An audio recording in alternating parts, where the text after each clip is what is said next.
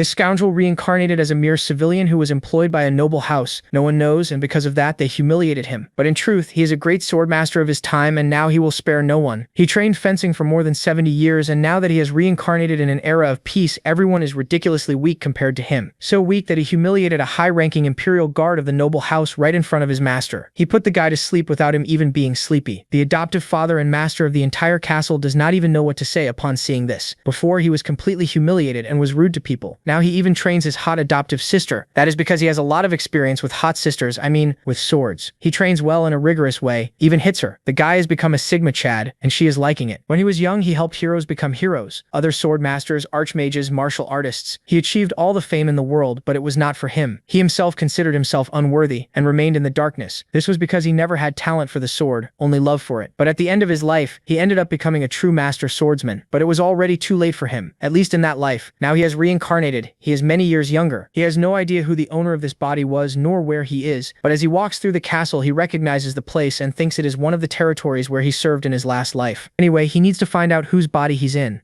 And when he looks to the side, he's surprised. There was a girl there beside him training with her sword. Our hero wonders if that was the Lord's daughter, because he doesn't remember seeing a child like her in his previous life. However, her sword technique is similar to that hero's. To be honest, she seemed quite talented. At the same time, the girl notices our hero staring, calling him Asher. She asks what he's doing standing there while the others are training. Then the boy asks if that is Rapenia's sword technique, because judging by it, she must have trained constantly for at least 4 or 5 years. However, her movement is still a little unstable, telling her to relax and try to slow it down a bit. Right away, the girl throws the sword at the poor guy's head, asking why he's talking so casually and whether he shouldn't show some respect to his master and call her Lady Reika.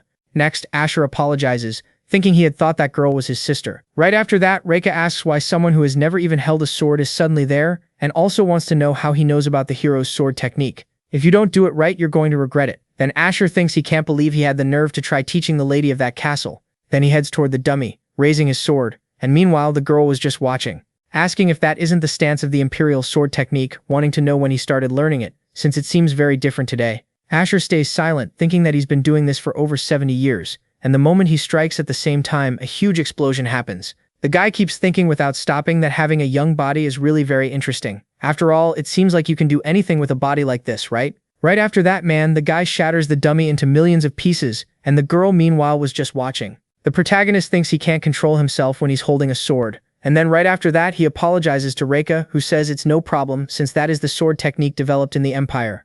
She was still very skeptical, asking how such a common sword technique could possibly reach that level of speed and destructive power. Out of nowhere, she greets our boy, saying he's amazing, and only now had she realized that he has talent like that, asking why he had hidden that ability all this time. To be honest, she thought he was a useless, lazy person, but she was very mistaken. Wow, so it was at this level? Asher gets all embarrassed, and at that very moment, another man appears asking what she was doing with that guy. Just by looking at this dude, you can already tell he's no good. And then he says that since the protagonist is awake, he should go outside and chop firewood, asking how he dares speak to his family so shamelessly like that. He has to remember that he is just a commoner while they are nobles.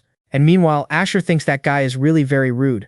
Looking at the protagonist's hand, the guy notices that he was holding Reika's sword. But anyway, this is the perfect moment. After all, he needed a sparring partner. Drawing his sword, he says that if he lasts 1 minute, he'll acknowledge his skill. At once, his sister asks him to stop, and then the man says that obviously he wasn't going to kill him. However, Reika says that's not the issue, and to be honest, she doesn't think he would be able to do that. Meanwhile, Asher was just watching, thinking that that guy's stance is completely wrong, wondering how a girl like Laika could have such an idiot of an older brother. At once, the two get ready, and then the fight finally begins. At the same time, a sword flies through the air, and the victory after just a few seconds is given, obviously to the protagonist, but unbelievably, he didn't want to win, thinking that losing on purpose is harder than he thought. At that very moment, a little ketchup starts coming out of the man's face, and he instantly gets furious. Then things just went downhill. My friend, I want to see how the MC is going to get out of this. The scene then shifts to another part of the castle, with that guy saying Asher should be severely punished, mentioning that a servant employed by the castle dared to injure the master. Besides that, they can no longer tolerate his actions, which dishonor the dignity of the nobility. The old man calls for the MC and asks if what Luke said was true, and Asher seems to know that old man, wondering if he had become a lord. 40 years ago, when he had just been appointed captain of the guard, he remembers visiting the guard with the former lord, and that guy there was much younger. So right then, our boy assumes that at least 20 years have passed since he died. Then Leverok says they had treated Asher like a son all this time, but this time he lost sight of his actions. Anyway, he deserves punishment, but considering the affection they had for him, they will be more reasonable. asking him to leave the territory immediately, but the other woman says to do anything except that. However, Leverok had a short fuse, saying that he had only tolerated Asher because of her, but this time he can no longer forgive him. After all, they cannot keep showing affection to an ungrateful child who does not recognize the grace of being raised. Anyway, he should be grateful he's being expelled without any injuries. And right after that, Reika appears saying that it was her brother who was wrong. He injured himself with his own sword while charging at Asher, and Asher was only teaching him how to use a sword. And to be honest, her brother's terrible swordsmanship is the real disgrace to the nobility that really tore the guy apart. At that, of course, Leverok is surprised, asking if Asher was really teaching her swordsmanship. The girl says that Asher possesses a high level of skill that made her want to have him as her mentor, and besides that, he has changed to the point of committing himself to her training. Her brother, hearing that, is of course surprised, asking if she really wants to learn that guy's useless style. Then she says that she witnessed the boy's sword skills with her own eyes, and if they don't believe her, they should ask him to demonstrate his abilities directly. The crown simply watches everything in silence. Then he calls for the guard, asking him to test Asher's skill with a sword. His wife says that's a bit excessive, but Leverok tells her not to worry, since this is just a simple evaluation, right? Yeah, I can already tell this won't end well. Meanwhile, the old man thinks he has no idea what trick Asher used to start practicing swordsmanship, much less to bewitch Reika. But if this is some kind of joke, he's going to regret it and will definitely be killed. The two prepare for battle, and Karen thinks that this idiot actually dared to try teaching Reika. On top of that, even in front of Lady Benicia, he won't hold back, charging straight at the MC. Reika was watching everything from afar, thinking that if what she saw was right, Asher can definitely hold his own against Karen. Then the guard notices that Asher was trembling, asking if he thought using a sword would be that easy. Anyway, since they're already here, he'll teach him a lesson. Then the exchange keeps going full force, and Karen thinks that Asher hadn't even mastered the basics and was still talking about being a swordsman. Just as he imagined, he's weak and extremely arrogant, wondering to himself how he dared try to stain the great art of the sword. Asher keeps doing nothing but defending. Then Leverok says he thinks that was too much for the protagonist. Reika also wasn't understanding anything. Then Luke says this is only to be expected from the Imperial Academy's top graduate, and there's no way Asher can face him. Our boy keeps smiling, and Karen thinks that Brad is pathetic, telling him to remember the difference between the two of them. At the same time, Asher says he put on a fairly interesting performance, and now he'll return the favor. Then our MC raises his sword, and with a single burst sends Karen flying. Everyone is left shocked by what they saw, and the guard was trying to understand what that was. Well, my friend, now the tables have turned, and Asher, mocking the guard, says he didn't even land it properly, and yet he still went down. However, in his head, our boy wonders why this generation is so weak, assuming it's because they were living in an era of peace. Anyway, he'll have to fix all of this by teaching military discipline. He keeps looking down at Karen, saying that he is the leader of the Templars in Arok territory, asking if he's really going to fall at the hands of a mere commoner. Then the guy, furious, charges straight at the protagonist.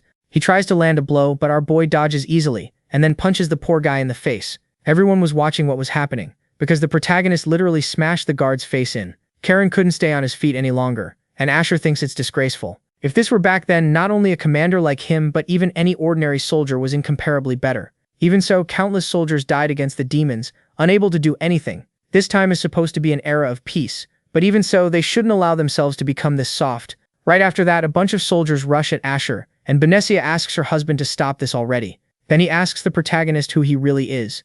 Damn, now everything's really falling apart. After all, he isn't the Asher they know. Our boy stays silent for a few seconds, but comes up with an excuse, saying he lost his memory. Yeah, much better than saying he reincarnated.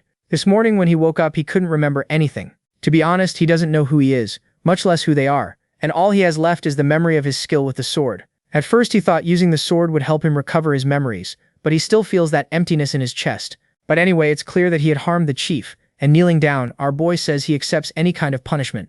Everyone falls silent, and a little later inside a room, Asher thinks he needs time to get himself organized. That's why, until everything is settled, he won't leave his room. He stares at his sword. Meanwhile, in the hallway, Reika thinks Asher had changed a lot, and it's as if he had become a completely different person. Little does she know, right? Until yesterday, that boy wasn't like this. After all, he had never held a sword, and his behavior was vulgar. He is his mother's adopted son, and before she and her brother were born, their mother found him abandoned outside the castle. Back then, their mother was depressed because she had no children, so she personally took care of the protagonist. And so ever since the two of them were born, Asher has been family, but their relationship grew worse and worse over time. Her mother always showered Asher with love and obsession, and it even seemed like she favored him in some way. Even with all her efforts, Asher drifted away, and his behavior caused chaos on the estate. In fact, he was about to be kicked out of the castle, but because of his mother, he was allowed to stay on the condition that he work as a servant. Yeah, the guy who used to be in the MC's body was trash. He definitely was a complete idiot. But then, out of nowhere, he suddenly changed.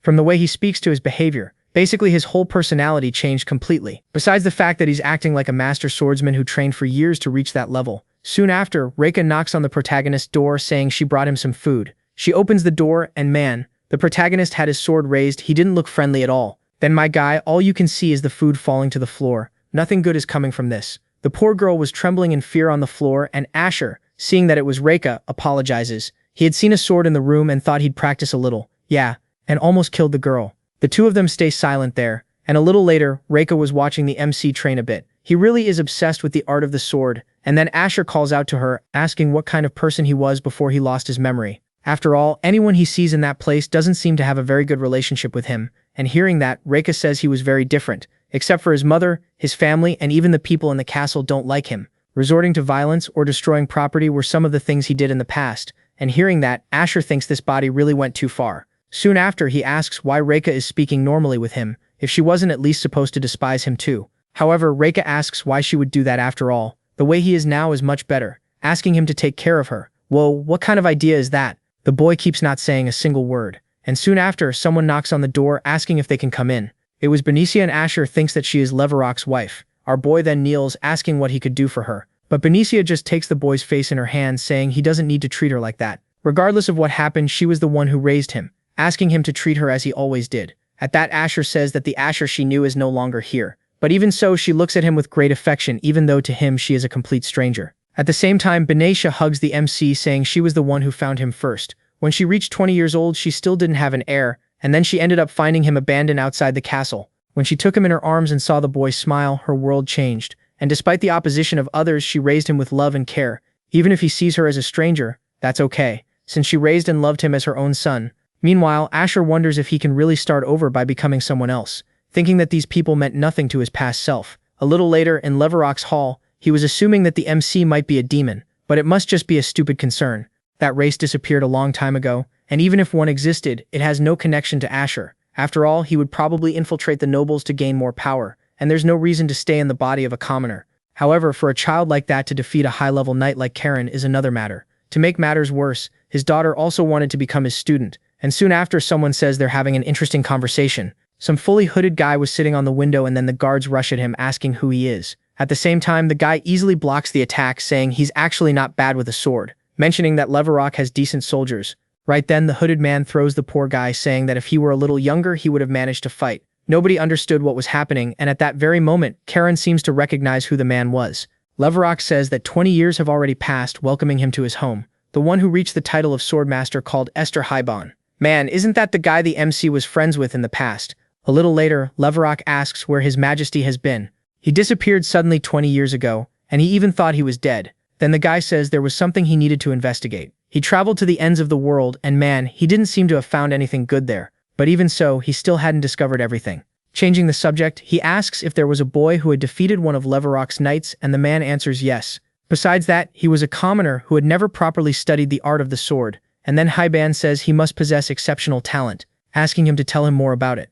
Meanwhile, the protagonist was telling Reika to attack him with all her strength. However, the girl asks why he still hasn't even drawn his sword, but Asher says this isn't about sword skill, it's real combat training, and it starts even before you draw your sword. Either way, you have to come at him with the intent to kill. Reika asked to be his disciple, and he refused because of their difference in status, but her determination was strong enough for her to keep insisting. At the same time, the girl charges at Asher, but he dodges every strike, thinking she certainly has talent and her skills are actually pretty good. But even so, she is still very weak, and her movements are very predictable.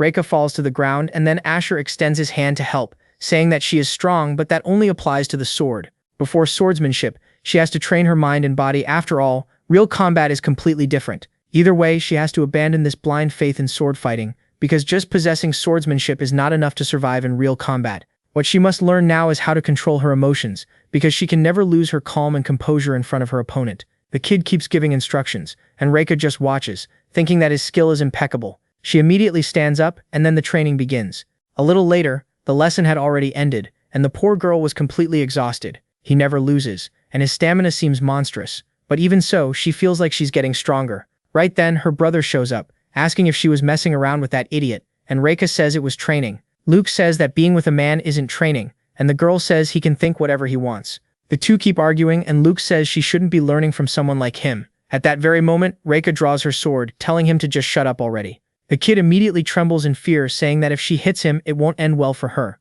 At that same moment, another person appears, saying there's a sister trying to hit her brother. It was Hyban, saying that it really is a rare sight. Then Leverok goes up to his daughter, saying that not even she would get away with it if she did something.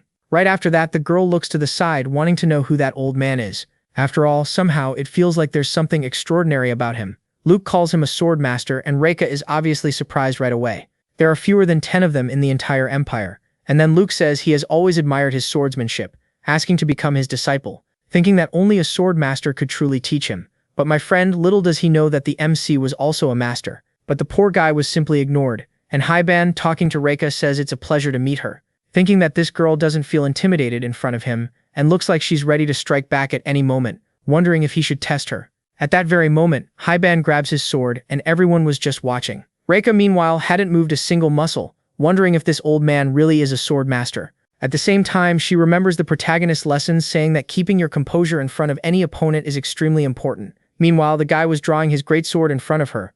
But my friend, the girl was completely determined. Incredibly enough, she manages to block the strike, and Hyban is surprised too, right? Thinking that when he sees new talents, he usually approaches them aggressively to assess their reactions. But normally they run away in fear of his oppressive presence, or simply can't withstand even a light blow. Even so, this young woman stood her ground with a wooden sword, facing his strike, which means she definitely has the determination of a warrior. At that very moment, the two move apart, and the girl charges straight at Hyban. The man simply watches everything in silence, wondering if Reika is from some school called Ravania. He says she is truly impressive, counter-attacking with his sword. Reika finally falls to the ground, and the poor girl can't say a single word. Hyban points his sword at her, and then Leverok asks him to stop all this. But then the man says that unlike his cowardly son, he has a very brave daughter, and that completely crushed Luke. Hyban was about to say something else, but at that very moment, Reika gets up once again, and grabbing her sword, she tries to fight again. Wow, this girl really doesn't give up. At that same moment, the man appears behind the girl, saying that she even managed to counterattack while he was distracted, and that it's impressive. The poor girl didn't understand anything, and Hyban asks if she could take him to her master. Reika says yes, then thinks that guy is definitely not a normal person. A little later, Reika thinks she used all her strength, but he handled her attack as if it were nothing. Besides that, there's also the fact that even her father is being more cautious around that guy. Right after that, Rabin asks her if her name is Reika, wanting to know what she felt when she saw that young man's swordsmanship. She answers that she felt like she was fighting a veteran, and the man laughs at her for calling a boy of only 18 that. Then a few minutes later, Rabin says it's been a long time since he visited this training ground. He had once trained there with a great friend of his, and Leverok asks where that person is. He answers that, unfortunately, he is no longer alive, and my friend, it's definitely the MC. Meanwhile, the protagonist was training, and then someone calls out to him. It was Reika, and Asher at that very moment is surprised by who else was there too. After all, it was his old friend, wondering why he was there. However, he remembers that Hyban had a connection with Leverok.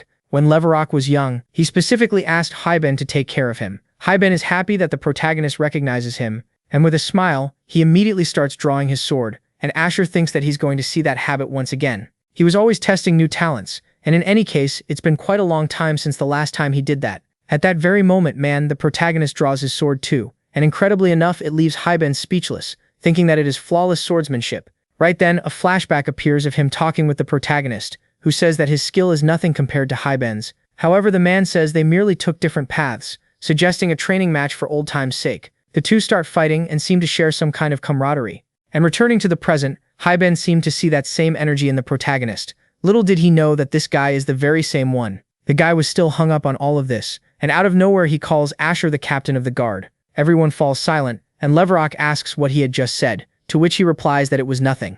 Then he calls out to Asher, asking if he happens to be that guy's disciple. But our boy says he doesn't know what he's talking about, since he doesn't have a master. Hearing that right away, the man takes the opportunity to ask if he wants to become his disciple. What is this? That fast? Leverok is also surprised that a master swordsman wants a disciple, and at that very moment, Reika asks him to wait, saying that even though he's a master swordsman, he still attacks people out of nowhere, asking what kind of behavior that is, and whether he can just go around swinging his sword at anyone, just because he's a master swordsman. Leverok tells his daughter to watch her words, but Hyban says it's fine, mentioning that young people these days don't know who he is. But either way, he'll show them now, and out of nowhere a giant tornado appears. No one understood what was happening, and Asher, watching the situation, thinks that this is the mark of a master swordsman. This is called aura, and at that very moment, Hyban swings his sword. The guy attacks a mountain, and at the same time, a huge explosion happens. we see that the mountain was literally blown away. Taking advantage of the opening, Hyben says that he is a master swordsman, mentioning that talented individuals like them are destined to reach great heights,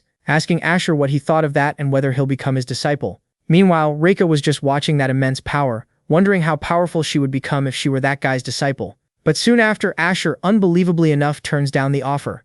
Everyone is left speechless by that, and a few minutes later, the whole city was happy that the master swordsman had come to their territory. Everyone wanted to see the master swordsman, but some guards were stopping them. Meanwhile, Asher kept training, saying that it's a mess outside the castle, and looking to the side, he asks Hyben if he isn't going there, who replies that he'll stay there for a while, asking if he really won't become his disciple, and Asher says he already said no, thinking that this guy is already glued to him wherever he goes so he can make him his disciple. Anyway, it's ridiculous to become your friend's student. At that, Asher points to Reika, saying it'd be more worthwhile to teach her, but the poor girl didn't seem very happy about that. Hyben says he had already asked her, but the girl refused, mentioning that she already has a master. Well, at least she's loyal. Hearing that, the protagonist is surprised, wondering if she turned down the offer to become a master swordsman's disciple. All that just so she could learn from him. After all, there was no need to go that far, right? A little later, night had already fallen, and Luke was walking through the city. The guy was pissed about what Hyben said, thinking that it's all because of that guy. He has to disappear, and because of him, his life is a complete mess. Man, blaming others really is much easier, huh? At that very moment, something lunges at him, and then my friend, the poor guy, gets caught by it. The big monster just lets out a laugh, and a little later the scene shifts to Luke lying on the ground. Getting up, he wonders where he was, and right then someone calls his name. A fully hooded guy appears and says it's a pleasure to meet him. Man, that little guy doesn't look very friendly. Then a day passes, and Reika, mad as hell, says she can't stand that old man, asking whether he shouldn't show more respect, mentioning that Asher isn't intimidated by him either, who thinks it's because he's his friend. And besides that, he had also reached the level of a master swordsman, and then says it wouldn't hurt for her to learn from Hyben, but Reika says she wants to be like him. After all, he's the person she hopes to become one day, and she genuinely acknowledges him as her master. Wow, that was beautifully said just now. So he has to stop putting himself down like that. And then Asher thinks that he has no talent for swordsmanship. All the swordsmanship in this world was created by the heroes of the past, and all swordsmen want to learn heroic swordsmanship and surpass their human limits. However, he was different, because imperial swordsmanship is a basic and simple style that anyone can learn, created and distributed by the Empire. It was the only art that someone talentless like him could learn, and so he lived his whole life holding a sword using only that so-called imperial swordsmanship. But even so, he wanted to know why someone as talented as Reika respected him so much. But in her mind, the girl thinks that Asher had made her much stronger. Before, she wouldn't have been able to withstand that old man's pressure, and his lessons helped her significantly, thinking that he is basically her light. Hold on, my friend, that's a bit much. Right then, Hyben appears asking if it's a lover's quarrel. Well, look at that, the old man with the bad jokes. The protagonist asks him not to be ridiculous, and looking at Hyben's hand asks what that was, who replies that it's just a gift for him.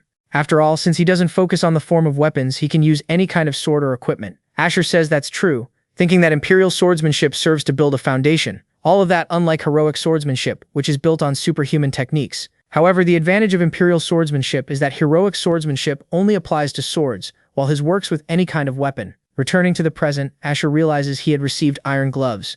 Hyben says it's not just a gauntlet, because there's something much more interesting about it, asking him to put strength into his arm and imagine any weapon. Asher does what he asked, and man, a dagger appears instantly. Hyben says this is extremely useful, and Asher asks if this is magic by any chance, who replies that this is spatial magic for storing weapons, and to put something inside, you just have to imagine yourself doing it. Keep in mind that only weapons can be stored, and Asher says it would be useful for him, but useless for swordsmen who are too fixated on the form of their weapons, asking why he created this, and Hyben says he didn't make it for him. Actually, he had made one for that friend, even though he died before receiving it. Reika asks if it's that guy from 20 years ago he mentioned before, and Hyben says yes, because he also used imperial swordsmanship, and even though they followed different paths, honestly, he liked that guy a lot. He accepted his lack of talent, didn't give up, and simply followed his own path. Hearing that, Asher thinks he thought someone without talent would have no value at all to the heroes, but who would have thought he cared enough to make something like this? Right after that, Hyben tells Asher that he looks a lot like his friend, and that his behavior and even the way he talks are the same. His posture and swordsmanship are exactly the same too, and to be honest, he ended up feeling jealous, asking once again if he'll become his disciple. Hearing that, the protagonist smiles and then says he'll accept, but even so, it'll only be temporary. Anyway, they should duel now, and without wasting time, Hyben draws his sword as well. Now things are really about to get serious. Reika thinks Asher seems satisfied with the gift, and on top of that, he gained a master with an incredible reputation. The fight between the two keeps going, and then the scene shifts to that hooded man from before, saying there was a rumor that a swordmaster was in that place, so he came to take a look. Luke asks who he is and he replies that he's from the Assassin Guild Motorola and came to ask the Lord's son for permission to establish themselves there. Hearing that, Luke thinks he's heard that name before, because it's the biggest assassin guild that appeared 50 years ago. Wondering why they would be in a territory like this. But there must be a way for them to help each other in this situation, right? Saying that he allows them to stay, but on the condition that they accept his offer. Man, I can already tell this won't lead to anything good. At that, the guy smiles and then asks him to tell him more about it. And Luke, without hesitating, orders him to kill the protagonist. Look at that, I knew it, man. Hearing that, the assassin just laughs. And meanwhile, the protagonist's fight was going on. Neither of them was willing to admit defeat, and Asher charges at Hyban, landing an attack. However, of course, it wouldn't be enough to affect the swordmaster, who thinks Asher's skill is comparable to his own, saying that his movements are close to perfection, and Asher says that's what he has to offer. At the same time, Hyban throws the protagonist, however the boy quickly regains his footing. And then the man says it's a shame that besides imperial swordsmanship, he doesn't seem to have talent for heroic swordsmanship. He stares at Asher, and right after that he grabs one of the daggers, saying that it seems he adapted to using tools, and Asher says that's why he needs to make good use of these tricks. With that, the days pass, and Asher continues training with Hyban, but of course he was still teaching Reika too. The boy says that woman has much more talent than he does, and Hyban says his personality is just like that guy's, just like him. He only learned imperial swordsmanship, and he was someone who only worried because he thought he had no talent, even though he thought he had no talent. To be honest, now he doesn't even know what that would mean. At that very moment, Asher is surprised, unable to believe Hyban said that. Hyban is a man people believe was blessed with talent, and who would have thought that arrogant guy would change his values in just a few years. Wondering what really could have happened. Right after that, Reika appears there, and she was pretty well dressed, huh? At that, she says they have a guest from the Empire, and Hyban apparently was already expecting them, calling them a troublesome little group. A little later, a bunch of soldiers were kneeling before Hyban, asking him to return to the capital. Hyban says he expected the captain of the guard's successor to show up, and then the other soldier says he's busy with other matters. At that, the man ends up accepting and says he was already planning to. Anyway, but in any case, they'll only go tomorrow since it's late today, right? With everything settled, Hyban says it was good to see Leverok again after so long. Besides that, it was a pleasure meeting Reika, and I'm sure you'll see each other again someday. All of this despite not knowing which path he will take. Hearing that, Reika is left speechless, and then a flashback appears, with the protagonist in his original body, training. Suddenly someone appears saying he has no talent, asking if it wouldn't be better to find another job, and Asher says he does this because he wants to. If he had planned to fall because of a lack of talent, he would have given up long ago, so she just needs to stop watching and leave already. That girl there is named Lafania, who then says she has some advice for him, mentioning that he won't achieve anything and that his talent is pathetic to that extent. Seriously, why go that far? He will return to the land as a third-rate swordsman, and at best that would be his future. At that very moment, the protagonist wakes up realizing it was just a dream. But even so, it was a dream from his past life, and he feels disgusted just thinking about it. Lafania is the youngest swordmaster to ever exist, and she said he would never achieve anything. However, he became a master swordsman at the end of his life, and was even teaching a girl who has the potential to become his successor. Thinking that she was definitely wrong, and at that very moment, Hyban appears asking if he's training at this hour. He replies that he had a nightmare and couldn't sleep, and then Hyban says he's awake because he's leaving for the Empire at dawn. They won't see each other for a while, so they should make the most of the moment. Out of nowhere, Hyban changes his expression, saying that he has been traveling the world for the last 20 years to find contradictions and see how the world has changed. But after meeting him, he thinks he has discovered what he wanted. Right away, the protagonist is on alert, wondering what this bloodlust is about. Hyban draws his sword, striking in the protagonist's direction. However, the attack was not aimed at him but behind him. Several monsters are defeated, and the MC was surprised by what had happened. Then Hyban says that this is the truth he discovered, after traveling for 20 years. To make it easier to understand, those things are demons. They have been relentlessly pursuing him, lying in wait since before, and Asher asks why they are there. These creatures were supposed to have been banished from the world by the heroes, and Hyban says yes, and the heroes certainly defeated the Demon King. Because of that, all creatures of darkness such as demons and monsters disappeared, and that is the truth known by the world. However, all of that is a complete lie, and those things are still pursuing him. They are probably trying to eliminate him to keep the truth hidden. And Asher says, for now, let's deal with these guys. After all, that's the priority, right? The demons charge at the protagonist, but of course, a monster like that wasn't going to do anything to him. The kid even uses his glove, changing his sword into a spear, using it to wipe out all the demons at once. Meanwhile, Hyban watches everything from afar, thinking that that movement is just as the girl had said. After all, it seems to be the skill of a true veteran. And to be honest, it was as if he were seeing his friend, and this boy is definitely not ordinary, which means he definitely has talent.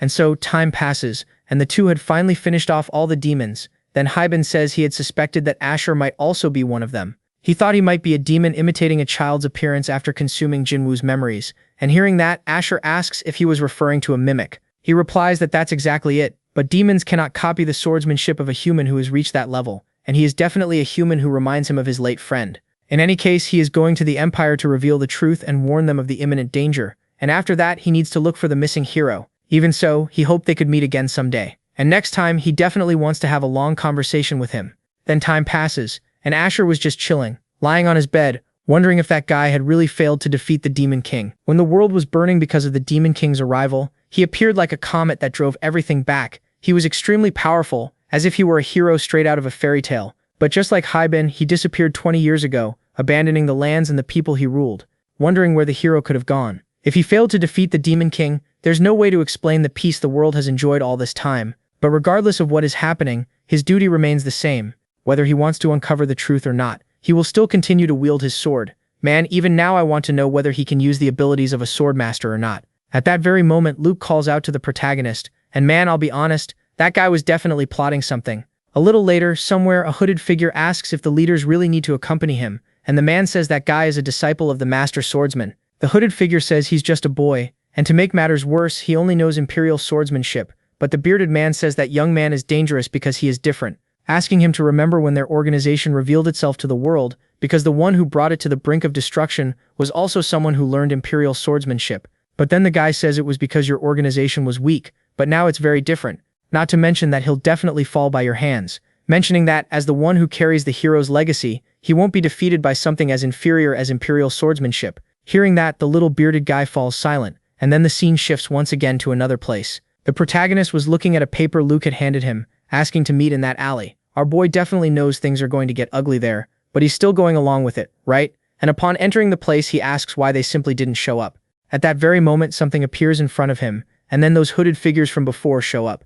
Asher realizes it was Motorola's guild, and asks what business they have with someone as inferior as him. The hooded one beside him is surprised, asking how this brat knew who his group was. The other one immediately confronts Asher, asking if the swordmaster told him about them. But Asher says he already knows enough, thinking that he had faced them in his past life, and back then they had also established themselves in this territory. Basically, he had found them and completely destroyed them. Man, why so much ignorance? Back in the present, that hooded figure says he only came there to dig his own grave. But our boy just gives a smile, and then right away, he draws his sword.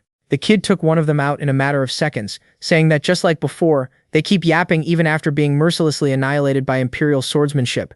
The guy asks how he knows that, and Asher replies that it doesn't matter. All of that, since his goal is the only thing on his mind. Anyway, there's only one thing he needs to do, and a few minutes later, the scene shifts elsewhere, with a king saying it's been a long time since he's seen the Empire's child. The funny thing is him calling a bearded guy like Haibin a child, and Haibin replies that it's been over 20 years, and he seemed smart back then, but now he's just an old man carrying the weight of reality. The man says that as always, he shows no respect for the royal family, and the guy, all confident, says he follows the path of the sword, so human authority means nothing to him. Oops, my bad. There, the best thing since sliced bread. Right after that, the king mentions that he heard rumors that the rift was opened and demons appeared, asking what that means. Haibin says the priority is to find the hero, so he needs the Empire's cooperation, but the king says that will be difficult. Haibin is shocked to hear that, and the king says that isn't the only problem, because they're short on manpower. After all, the hero wasn't the only one who disappeared, and Haibin, not understanding anything, asks what he was talking about. Then the scene shifts back to the protagonist's battle once again, and the hooded figure says that normally he would kill him now, but he changed his mind. Anyway, he'd better tell him right away how he knows about his past. Asher tells him to try his luck, and right then, one of the hooded figures charges at him. But of course the kid isn't going to get caught off guard, right? Right away, a whole bunch of them rush at our boy, but he manages to dodge all of them, and incredibly enough, he counterattacks with immense ease. The guy over there was just watching from afar, saying that he's using some cheap tricks, asking if this is the desperate effort of a weak human, and meanwhile Asher thinks that gauntlet is pretty useful, and it seems he didn't notice that he had used spatial magic to create his weapon. Right after that, the hooded figure says Asher will fall before his swordsmanship.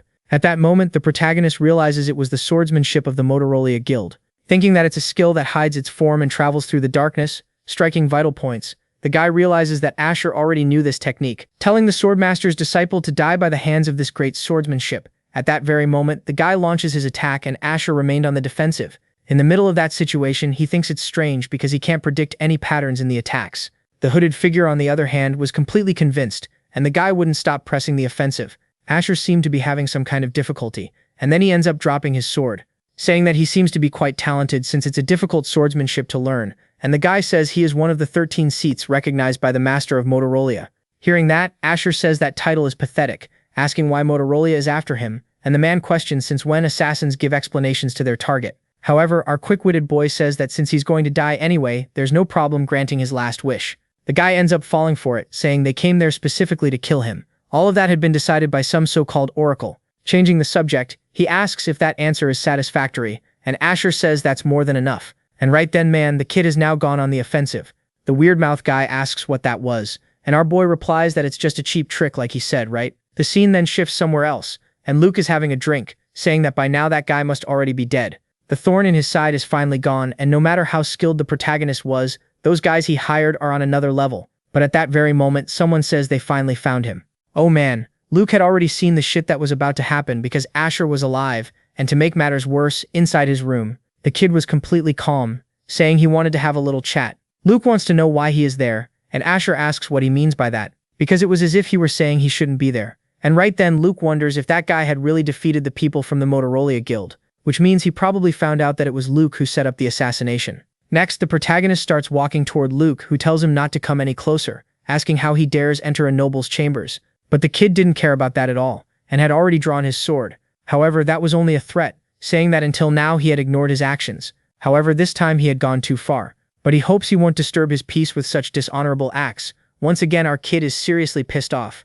Asher lets go of his sword, and then he starts to leave, saying this is the last time he deals with him and hoping their paths won't cross again to avoid any trouble. However, if that happened one more time, this would be his last warning. Luke kept listening to all of that in silence, and man, that little buddy there didn't seem to be doing very well. A little later, the scene shifts to that guild from earlier, and a hooded man says there had been a failure. The bearded man says he had already expected that since they were defeated once again by imperial swordsmanship, just like before. No matter how he thinks about it, he wants to know who that boy really is. At that very moment, someone appears there laughing, asking if he really thinks that boy has a connection to the former captain of the guard, all just because he used imperial swordsmanship.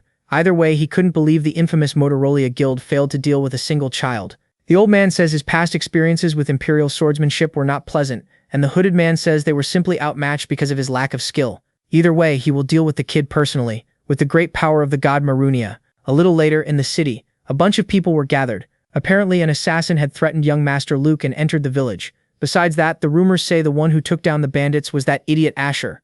Even so, they don't believe he became the Swordmaster's disciple, and there's no way a troublemaker like him could have changed in such a short time. A few minutes later, the scene shifts to Leverock's hall, and Karen says the entire village could have been destroyed. Leverock, furious, says Luke had caused a huge mess, asking where he was now. The guard says he still hasn't left his room, and Leverock says that's fine, because he needs to reflect on his actions. Anyway, he wants to know how the village is doing, and the guard states that things have calmed down and everything is gradually stabilizing. Besides that, it seems their opinion of the protagonist is getting better and better.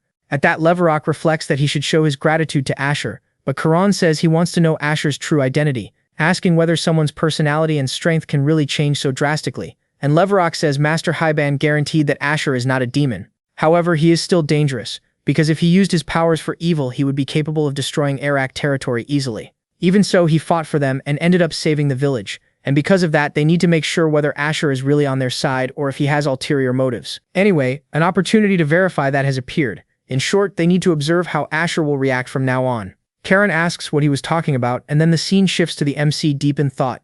Suddenly a flashback appears with him telling the hooded man to tell the whole truth, asking why his god wanted him dead.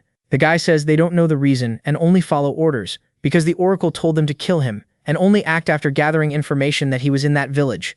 Asher says it seems they plan to use Luke to establish themselves there, and the man says that's exactly it, asking if he will spare him because he had told the whole truth. However, our boy had never said that, right? And then the scene shifts back to the present, the protagonist wondering what they could be plotting. Motorola is a cult that worships the god Marunia, and the leader who holds the position of honored seat receives great power from that god.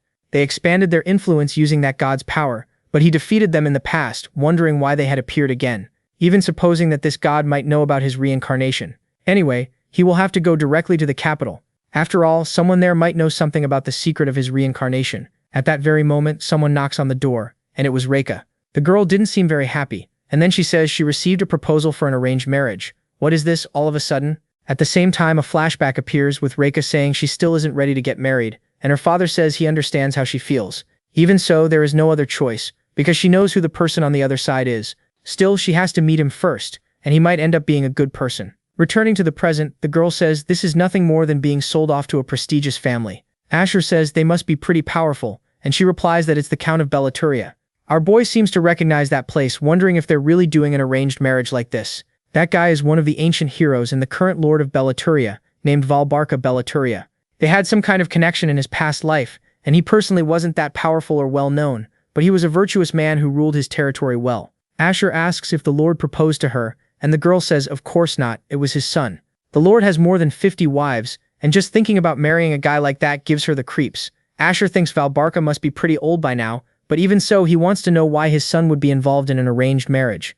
Suddenly a flashback appears with someone saying that is his son. His name is Boros, and the protagonist says he has a brave son. Changing the subject, what happened is that marriage proposals have already started circulating among families and nobles, but Valbarka says he plans to have his son marry someone he loves, whether she's a commoner or not. Back in the present, Asher thinks Valbarka isn't a typical aristocrat, because he was very humble, and even someone like him succumbed to the reality of nobility. At that, Reika says she heard the rumors, asking if he dealt alone with the assassin organization that invaded the territory. She says she wants to be as strong as him, and the MC says she's very talented, so it's a shame to see her leave. At that very moment, she stares at Asher, mentioning that she has one last favor to ask. A little later, Asher was holding a sword, asking if they were really going to have one last duel. Reika says yes, because after this she won't be able to hold a sword anymore, but before that she wanted to have her final fight, asking him not to hold back. She charges at Asher, and then their final training begins. A little later, the fight was already over, and of course Asher won. Right after that, another person appears, and the one there was Benessia, the girl's mother. She takes her daughter's hand, and Reika asks why her mother looks sadder than she does. She also had an arranged marriage, so it's fine, but her mother says she already knew her father beforehand. But Reika hasn't met that person even once, and she says it shouldn't be a problem since he's from the family of heroes, and forming ties with them could be beneficial. Suddenly, Benessia speaks to the protagonist, saying she has a favor to ask, asking him to look after her daughter when she goes to present herself in his territory. She'll need someone to talk to in an unfamiliar place, and besides, he's the person closest to her. Hearing that, Asher accepts the request, thinking that he wanted to meet Valbarka anyway, because he wants to know how much he has changed. At that, time passes, and Asher and Reika were already heading toward the capital. The girl, however, didn't seem very happy, asking why her father had brought Karen along too. But then the guard says those are simply the Lord's orders. A flashback then appears with Leverok telling him to keep an eye on Asher. After all, maybe his real target had been Reika this whole time, which means he probably could have hidden his motives and planned this all along. After all, Asher wouldn't risk his life for a territory that had always hated him. The only person who truly acknowledged him and stayed by his side was Reika, and if she leaves, the boy might reveal his true hostility toward them. Either way, they'll just observe Asher's actions and discover his true intentions. Watching the situation, the guard thinks all of this was just a scheme to win Miss Rika's affection, and meanwhile, Asher thinks Leverok probably still doubts him. The guard was also pissed off, thinking that if the MC tries anything funny, he'll finish him off. I think this guy forgot the beating he took earlier. Next, Rika asks how much longer until they arrive, since they can't be that far away, right? The guard says they've already entered the Count's territory, so it should take half a day. Soon after, Asher says Bellatoria's territory has been isolated from the outside world for 20 years. Reika asks why, and Asher says he doesn't know, so it's surprising that they suddenly suggested an arranged marriage after all this time. But then the girl says it must be nothing serious, though she still wants to know why the lord is called a hero. Karen says Valbarka was seen as a saint, not an ordinary lord. He was born into a very wealthy family and had the chance to live in luxury. But after witnessing the harshness of the world through his travels, he decided to abandon the life of a noble and become someone who cares for the sick and the weak. The guy was so good that he tore down his castle, sold all his treasures, and used the money to feed the hungry, and helped out on the farms. Man, the guy is awesome. Because of that, the villagers admired him for those actions, and that's how he earned the title of hero. Hearing the whole story, Reika says it isn't easy for a noble to live like that, and he must be a remarkable person. The guard says that's exactly right, and thanks to his influence, Bellatoria became a peaceful place with wonderful people. In any case, it's a place called a paradise, with no bandits or even murders. But suddenly a soldier arrives at the carriage saying that bandits have appeared, and I can already tell nothing good is going to come of this. Right away, Reika says that Karen had said there were no bandits there, but the poor guy didn't know what was going on either. Outside, those men didn't look very friendly, and Asher, getting down from the carriage, says he'll handle it, thinking those damn Motorola guys might have gone there too. He readies his sword, and in that same instant he realizes what was happening. After all, those people didn't look like bandits, right? Everyone there was starving to death, and Asher wonders if they really are bandits. Soon after, Karen appears saying that this is Lord Leverock's carriage, and if they take one more step there definitely won't be any mercy. However, at the same time, Asher asks him to stop because those people aren't bandits, they're just starving farmers, so to them dying of hunger or by the slash of a sword is the same thing. So Asher hands over a bag of money asking them to buy whatever they need. Man, but wasn't this city supposed to be like some kind of paradise? All the farmers leave giving thanks, and Karen says that money was his, but he still gave it away. But for Asher it makes no difference since he wasn't planning to use it. Besides, judging by the direction they were heading, it seems they fled from Bellatoria. Karen thinks that's impossible, and Recca asks what happened, but the MC replies that everything is already settled. So the girl goes back to the carriage, indignant that there are bandits at this point in the territory. Not to mention that they attack them, and this world is definitely getting more and more dangerous. Meanwhile, our protagonist was reflecting, wondering what was happening in that kingdom. The scene then finally shifts to Bellatoria territory, and our group had finally arrived. Everyone was looking up, surprised. After all, the castle is pretty huge, right? Reika asks if he hadn't said that Valbarka had destroyed his own castle and was living a life without any luxury at all, but Karen was also speechless at the sight. Suddenly someone welcomes them, saying that she must be Miss Reika along with her companions. Introducing himself, he says his name is Boros Bellatoria, and that it's a pleasure to meet them. Right away, the girl asks if he is her husband, and Boros replies that that is exactly the case. To be honest, it's not what I wanted. And hearing that, everyone is surprised. A little later, Asher was in the carriage, thinking that place had changed a lot. The village is completely ruined, but before it was a clean place with happy people. Reika asks if this is really Bellatoria territory, and then Boros says that the mood there has been terrible recently. There have been several murders in recent days, so they should try to avoid eye contact with the villagers. Hearing that, everyone is surprised, and a little later they were eating at a table and Reika says that this place is a false paradise and a nest of bandits.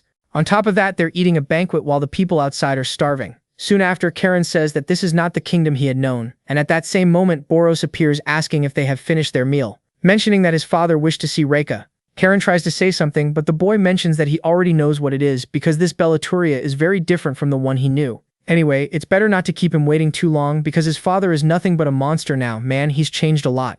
A few minutes later, everyone was already in the Lord's Hall, and he, introducing himself, says that his name was Valbarka Bellatoria. He heard they are from Iraq territory, and it must have been a long journey to get there. Even so, it doesn't matter because it is a small effort to answer the call of the hero's family. Meanwhile, Asher was watching everything from afar, thinking that Valbarka had changed a lot since the last time. The man kept staring at the girl, asking what her name was, and she replies that her name is Reika. Right away, the guy licks his lips, and Reika already realizes that nothing good is coming. Then, out of nowhere, Valbarka says that she has a lovely name. A little later, Reika was very upset, asking if she was really going to sleep in the Lord's room.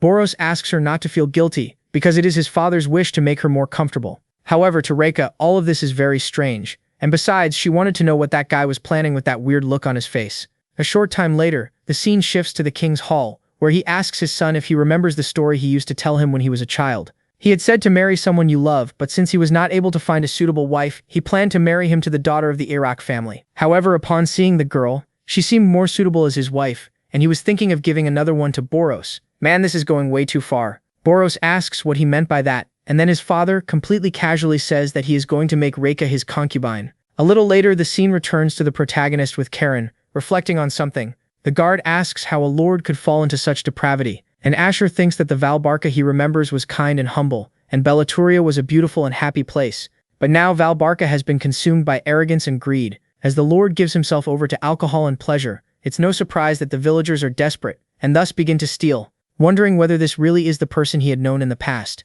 At that very moment, someone knocked on the door, and the one standing there was Boros, mentioning that he had something to say, and a little later, Karen was furious, asking what had been said, wanting to know if Lord Valbarka was really going to marry Miss Reika. Boros says that's exactly it, and his marriage was annulled and his father will marry in his place, but even so, Karen still couldn't accept any of it. Without wasting any time, he immediately starts leaving the room, saying that he's going to bring Miss Reika back since he can't bear to see her being used. Our boy tries to stop him, but then Boros says it's fine. He is a loyal knight, so of course he understands his feelings, stating that from the very beginning he must never have wanted to see a political marriage. With exceptional talent in swordsmanship, he probably wanted Reika to follow the path of the sword. Surprised, Asher asks how he knows all that, and he replies that he has an information network and is well aware of the situation in the territory of Iraq. His father isolated the territory to prevent information from leaking out, and then hired an organization to obtain everything. He knows very well that the Lord did not sell his daughter into a political marriage for personal gain, but because her family comes from a powerful hero, so there was no way to refuse, right? All that even though that hero no longer existed now. His father ordered that Miss Reika stay in his room, which worried him, so he had her stay in the annex instead. In addition, he secretly opened the back door, asking that at dawn they take the girl and leave the territory immediately. As for the rest, there's no need to worry, because he will try to find a way to persuade his father. Hearing that, our boy was still processing everything,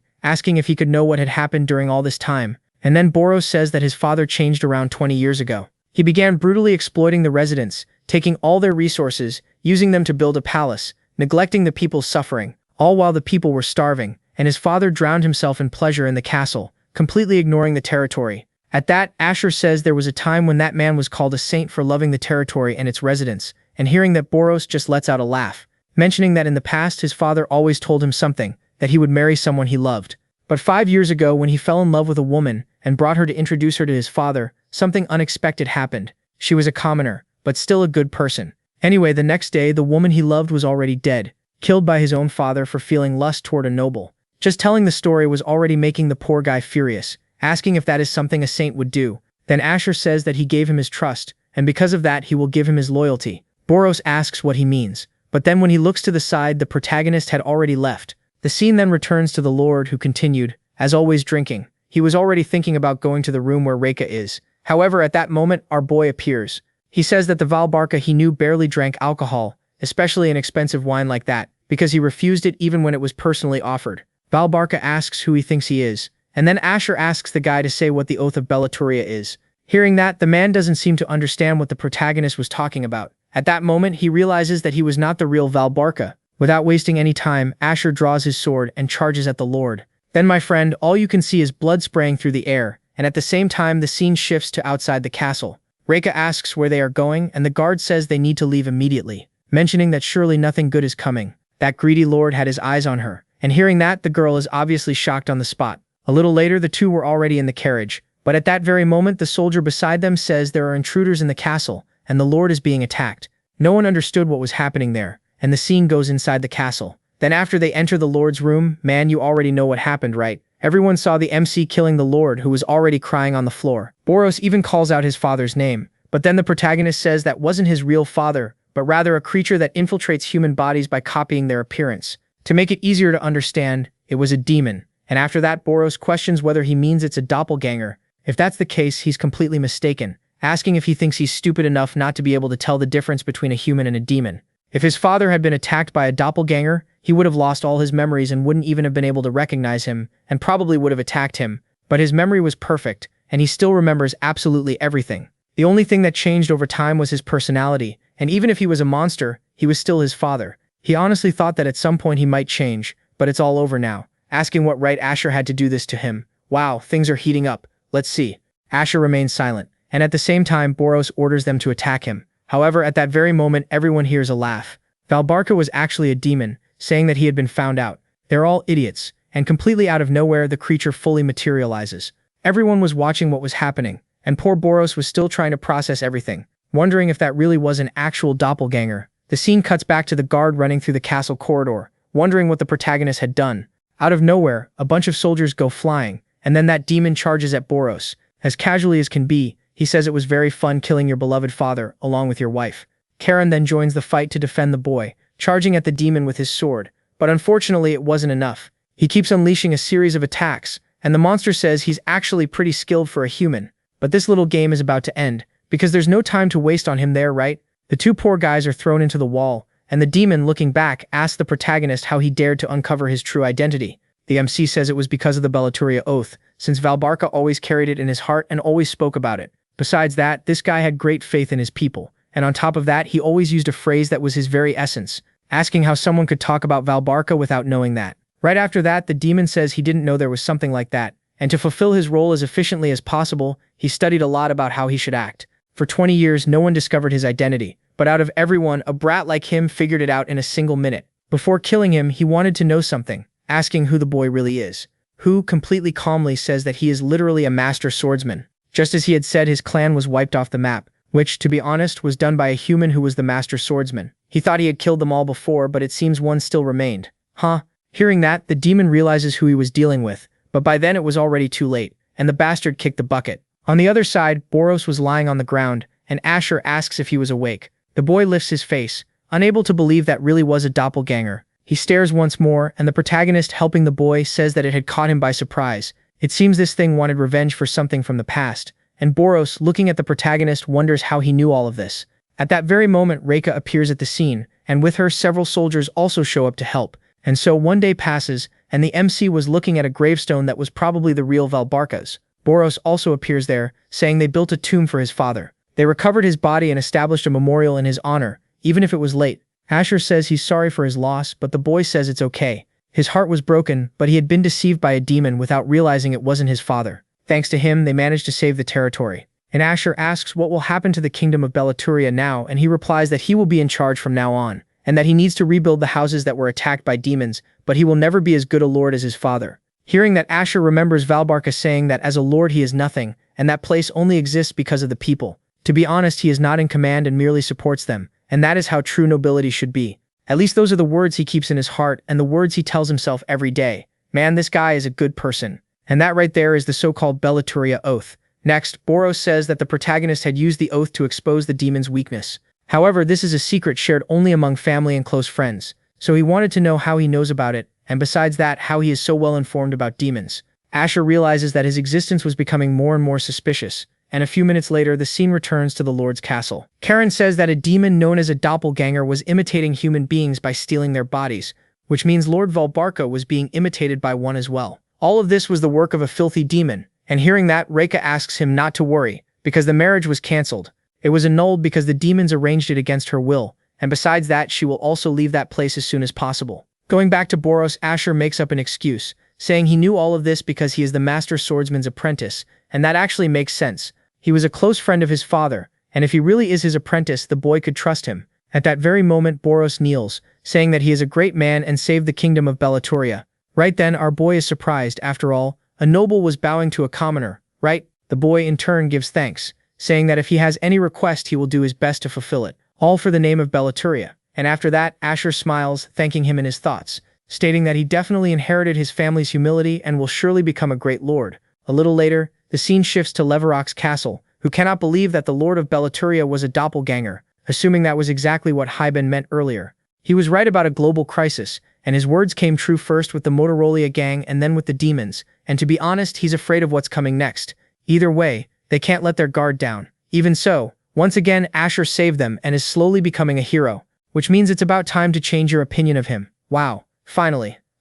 He probably doesn't need to be so cautious anymore. And meanwhile, our boy was listening to everything through the door, wondering if Leverok will finally trust him. Honestly, he hopes Leverok doesn't suspect him anymore, since he's not interested in him after all, much less in staying in this place. So look at that, the MC wants to leave. After all, he's got a lot of work to do, right? Out of nowhere, the boy sensed a presence, telling them to show themselves now, and unbelievably enough, someone appears. The guy there said he heard his whole story, calling the protagonist a master swordsman. There is an intelligence organization called Topic, and when Bellatoria was surrounded by demons, Lord Boros secretly sent the intelligence organization to maintain communication with the outside world. A flashback then appears, and Asher says he would like authorization to hire them, and Boros agrees since he no longer needs them. Anyway, he wanted to know why he needed them, and the boy says it was just for personal use. Boros says he feels like there's something more to this story, but either way he'll accept it, right? The scene then returns to the present, with that long-haired guy saying his name is Kairos, and that he is the head of the intelligence organization. Our boy greets him and says he's the new employer, and then the man says he looks familiar. Anyway, he had been impressed by his performance, and to be honest, the way he killed that doppelganger with a single attack was very frightening. Asher says he didn't even notice he was watching, and the man says that as the head of an intelligence organization, he should be able to go unnoticed, right? In any case, it seemed that doppelganger knew something about him. Even so, it doesn't matter, asking what he's going to do with an intelligence organization, and whether he's going to send them to look for some nobody. Our boy says it will be the whereabouts of the heroes, because in the past those who were called heroes either disappeared or were completely corrupted. One example is Ryban and Valbarka, since they had disappeared for 20 years. Valbarka's body was stolen by a doppelganger, and the other one was being hunted by several demons. Now that the demons have returned, the world is in danger, but they have no idea where the other heroes are, especially the one who defeated the Demon King and banished all demons from the world. Anyway, they're going to focus on the whereabouts of someone called Valorant. Hearing that, Kairos is surprised, saying he didn't think he would take this case. Then Asher asks if that's too much for a small intelligence organization like his. But then, my friend hit the guy's pride, and he says that of course that's not true, because there isn't a single piece of information in the world they can't find. And with everything settled, the guy, without wasting any time, is already going to do his job.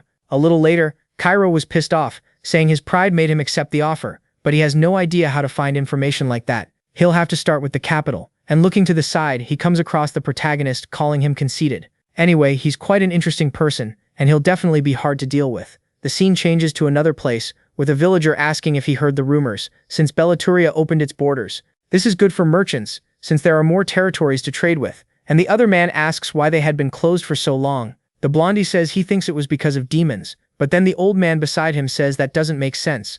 Demons are a lie and died more than 50 years ago. In any case, there's no way demons could appear for no reason. They were horrible monsters and a lot of people died back then. The same goes for him, because he was almost trampled while fleeing with his mother. However, at that moment, someone appeared to save him. When he was just a little boy, he could only watch because the ones standing before him were the heroes. He only saw them that one time. But even so, he still clearly remembers all their faces. To sum it up, young people need to learn to appreciate the heroes, because without them, the world wouldn't be this peaceful. However, at that moment, a bunch of goblins suddenly appear all at once and charge at the carriage.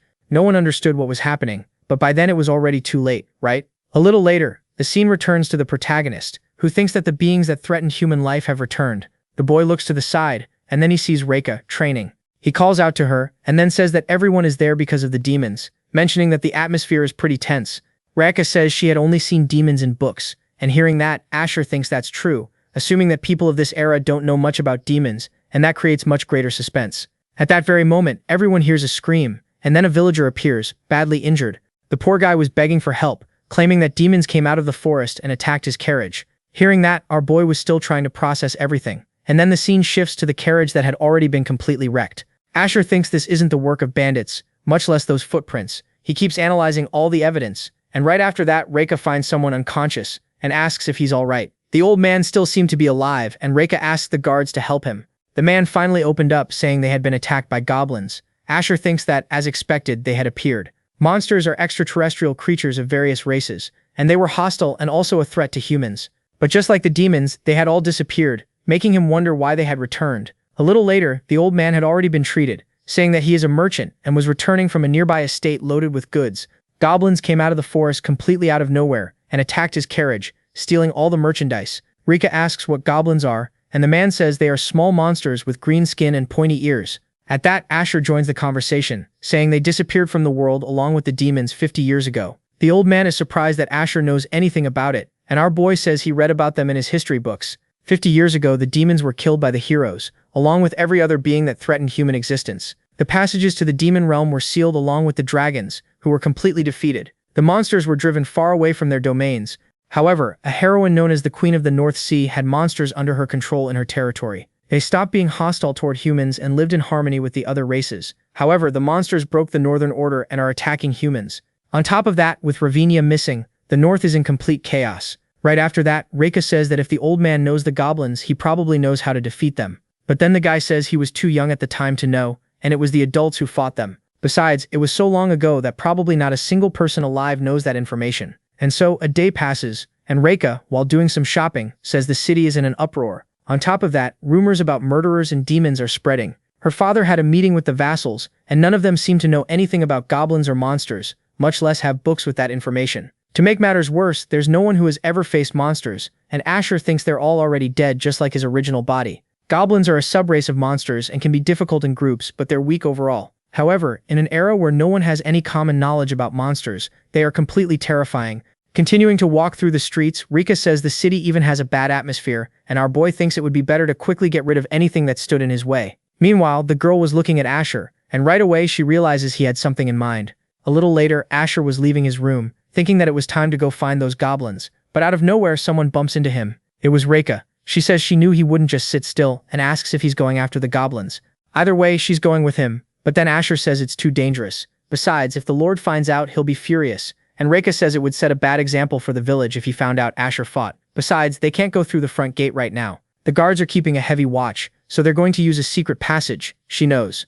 With everything settled, a few minutes later, the two were leaving the castle. Reika asks if he knows where those goblins are, and the boy says they're going to the carriage that had been attacked. To make it easy to understand, they'll find their lair if they follow their footprints. Without wasting time, our boy starts running right away, and meanwhile, the boy had a bunch of monsters watching them.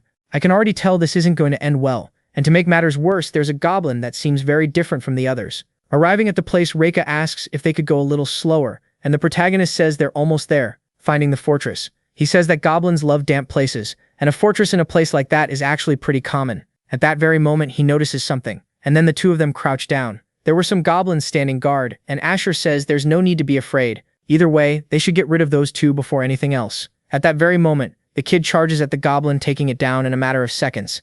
The other one appears behind him, but of course our boy wasn't going to be defeated by it, right? Driving his sword into the goblin, he notices that the monster was still breathing. At that, he calls Reika, mentioning that she's the one who's going to kill that goblin. This is practice for real combat, because she needs to know what it feels like to take a life. And with no other choice, the girl grabs the dagger, starting to face the monster in front of her. She didn't seem very happy about doing that, but either way, she does what has to be done, right? The scene then shifts to the lair of those goblins, and Asher says they are savage and on top of that, terrible fighters. But even so, they are very aggressive and extremely dangerous in groups. Then the girl says they are a threat to her territory, and that's why they must not be left unpunished. Observing the situation, our boy thinks that she shows no signs of shock after killing her first monster, which means she has a strong spirit. Then she immediately draws her sword, asking if she's going to finish them all off, but Asher tells her to wait there.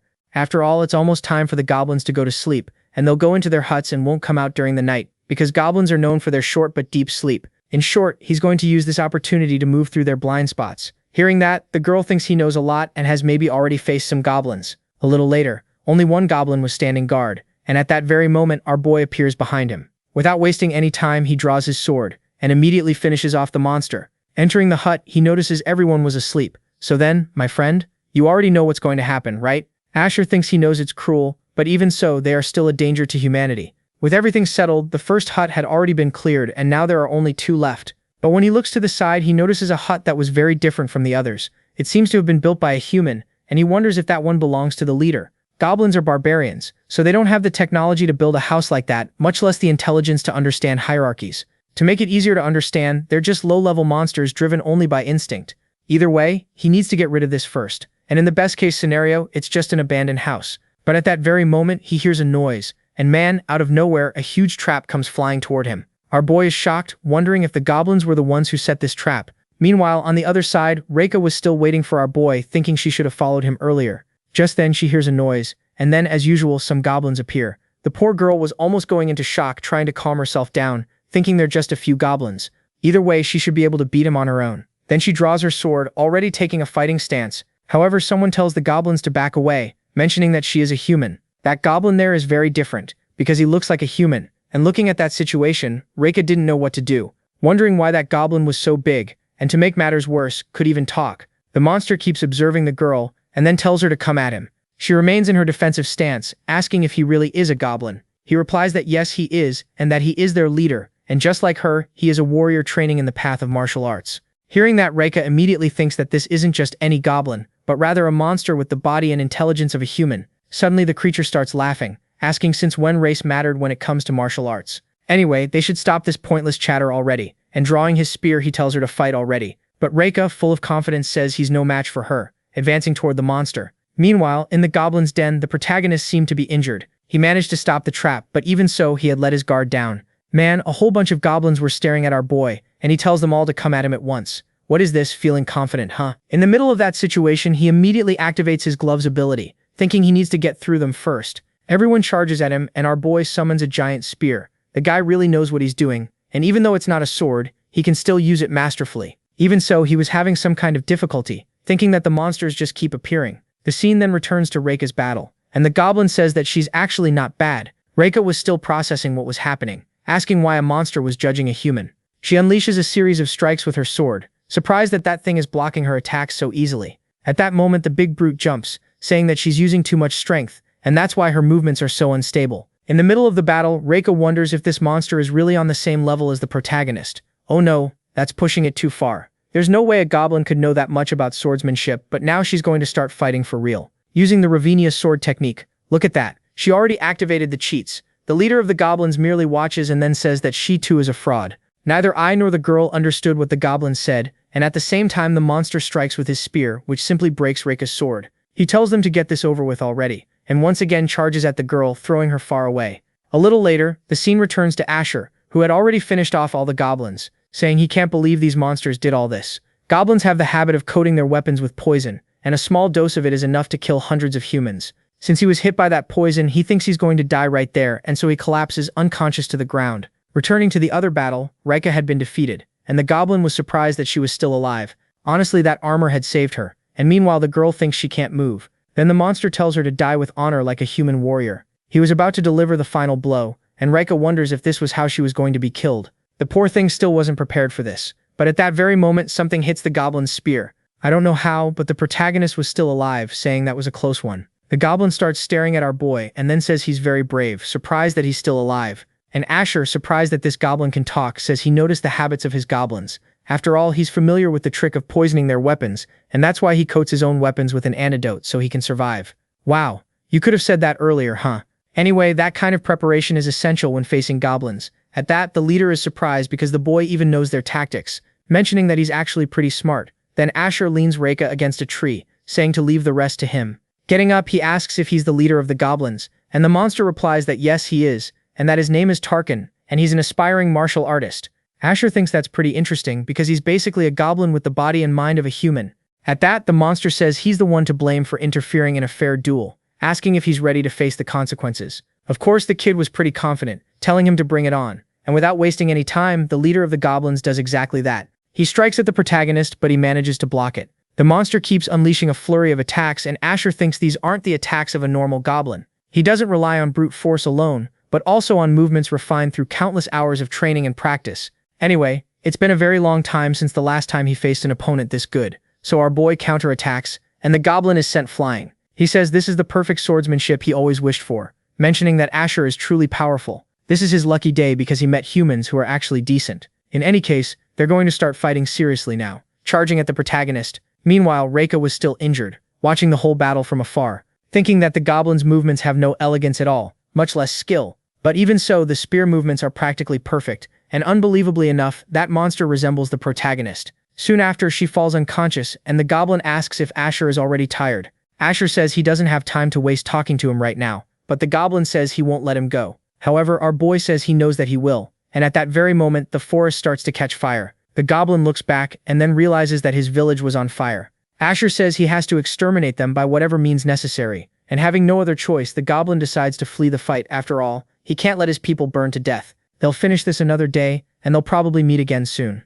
And so all the monsters flee, and Asher, approaching Rika, thinks that she fought well. After all, she was basically facing a superhuman completely on her own. Anyway, they need to return to the capital at once, to warn them that the goblins are attacking the region. A little later in the Lord's castle, Karen tells them to protect the castle. At that very moment, someone calls the guard, and it was the protagonist saying he has something to show him. And throwing a sack onto the ground, he asks him to take a look. And at that very moment, everyone is surprised by what they saw. Basically, it was a goblin, and Asher asks if it's the first time he's seen one in person. They're the ones responsible for planning to attack Eric's territory. To make it easy to understand, they'll be arriving soon, so they have to prepare for war immediately. A day passes, and Rika was still resting. She opened her eyes and then finds her father and mother in the room. Venetia asks how she's feeling, but the girl tells her not to worry. Leverok, without wasting any time, asks if it was Asher who took her out there, but then she says it's not the protagonist's fault. After all, she was the one who wanted to follow him. She went with him even after he said it was dangerous, and thanks to that she gained combat experience and also became mentally stronger.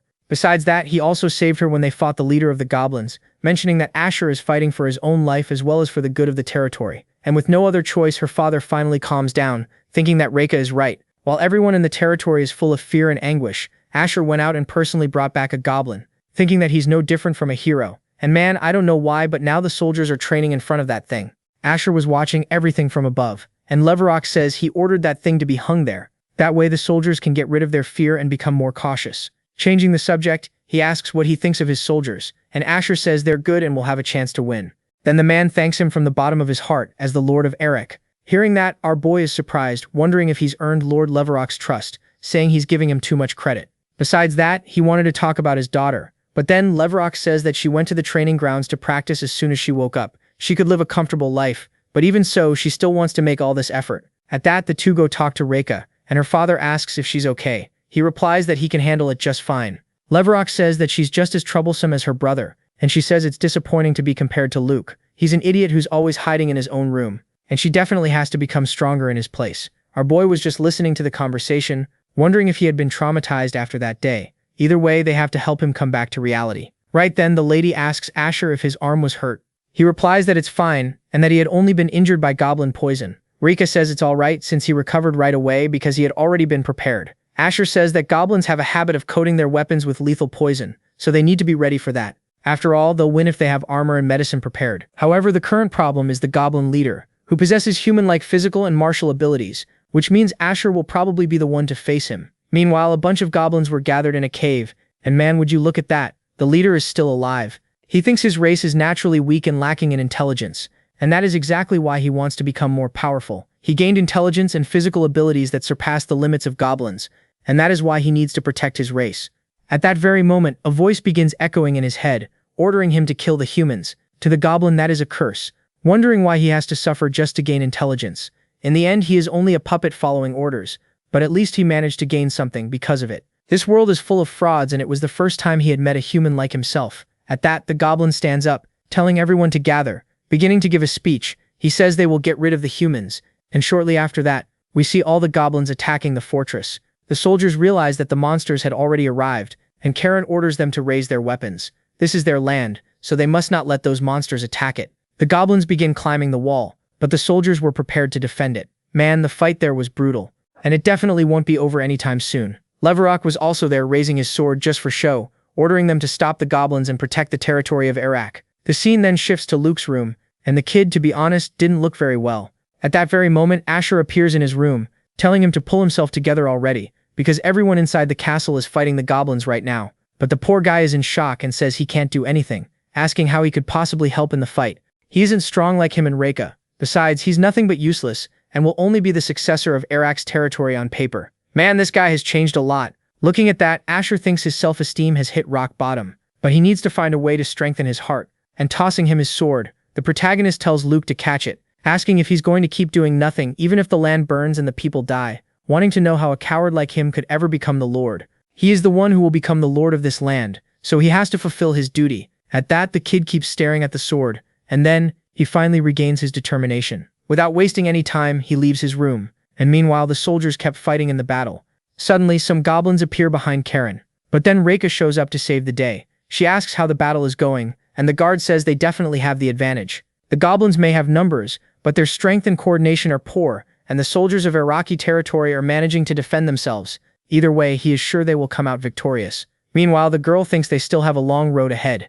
After all, the real danger is yet to come. Speak of the devil, that damned goblin appears, saying that as expected, it's impossible to let those guys take the castle on their own. Either way, his brothers did a great job, and now they should let him move forward. On the other side of the battle, the soldiers were wondering if it was all over, but Karen tells them to stay alert and help the wounded. However, at that very moment, that same goblin from before appears, saying that they had let their guard down. He attacks several soldiers, and right away Reka realizes that he was the leader of the goblins. No one understood what was happening, and Karen orders everyone to attack. However, Reka tells them not to do it, because that bastard is different. But it was already too late to call off the attack, and the soldiers charge toward the monster, who says he doesn't have time to play with them. After all, they are all frauds. In a matter of seconds, the goblin defeats a huge number of soldiers, and Karen couldn't believe what he had seen. The goblin starts walking calmly, asking if she isn't the woman he saw in the forest, and if the one by her side is the leader of those weaklings. But it's a shame, because he has no business with frauds like them,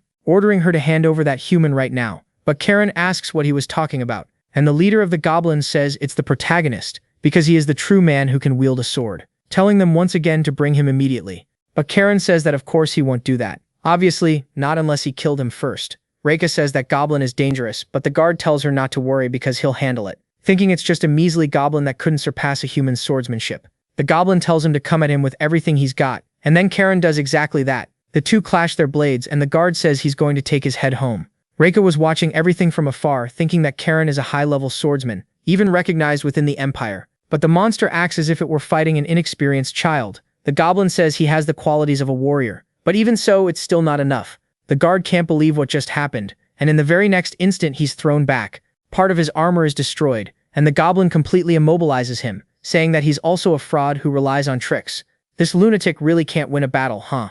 But of course Reka wasn't going to let that happen so easily. However, at that very moment, the protagonist appears, and the goblin says he was waiting for him. Asher says he feels the same way too. After all, he's not done with him yet. Our boy draws his sword, and then tells the monster to come at him with everything it's got. But the creature says human swordsmanship is no match for his. There is only one human worthy of facing him, and it is the protagonist alone. The two blades meet, and the monster says this is the true swordsmanship he had been searching for. Basically a battle of pure skill. And meanwhile, Reika was helping Karen. At that very moment, Luke appears, and the guard says it's dangerous for him to stay there and that he should go inside the castle. But the boy says he is the heir to the territory and can't just stand by. He may not be able to fight, but he will be with them on the battlefield. Changing the subject, he asks where the protagonist is, and Reika says he's facing the leader of the Goblins. The Goblin says it's a lot of fun to fight someone seriously without any kind of deception. Taking that chance, Asher says he wanted to ask something, wanting to know what he means by deception, and the Goblin says it's human swordsmanship. Humans honor heroes with false power, asking how the swordsmanship of such beings could be real. At that moment, our boy is shocked, wondering if their swordsmanship, which is said to be beyond human strength, is really genuine. The monster then says he is different, because he managed to reach the purest form of swordsmanship. Besides that, he is the only person there worth facing. At that very moment, he charges at Asher, who is still thinking that he doesn't understand. To sum it up, heroic swordsmanship is not real, but imperial swordsmanship is. He gives a smile, but then thinks that obviously isn't true. And while holding the monster's spear, he says he can tell that he's quite intelligent. But he shouldn't judge human swordsmanship by thinking swordsmanship should transcend limitations. The heroes save the world using that power, and no human can reach a level greater than the heroes. To be honest, not even he is a true swordsman yet, because he died as soon as he reached the level he had desired his whole life. In short, he's just an old swordsman who only knows imperial sword technique, saying that for a barbaric race like his swordsmanship must seem quite advanced. However, he does not know humanity's true limits, much less how powerful they are. At that very moment, our boy lands a strike on the Goblin, who ends up gravely wounded. And the kid, completely calm, says the Goblin is pretty weak. The monster falls to the ground in a matter of seconds, and meanwhile, everyone was watching that from afar. However, the creature was still conscious, and after getting back up, Asher stands in front of it, saying that he would be dead if the cut had been a little deeper. But either way, he won't kill him now. After all, he will be arrested and judged for what he did. And having no other choice, the monster says he won. Now he can do whatever he wants. And then Asher says he wants to ask a question, wanting to know why he invaded them. And the creature says it's because he was ordered to.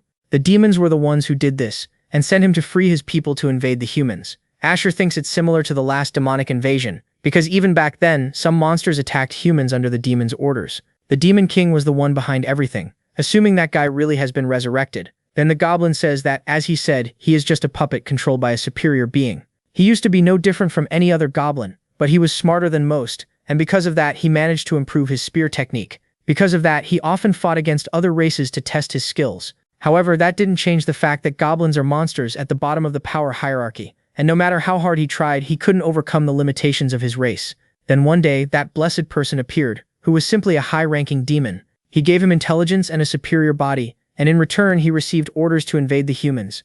But now that he has been defeated, he has no excuse to go back there. Now he's going to see what human prisons are like, and Asher says he will be escorted there. With everything settled, the monster is finally arrested, and the soldiers are happy to have won the battle, saying that humans are superior.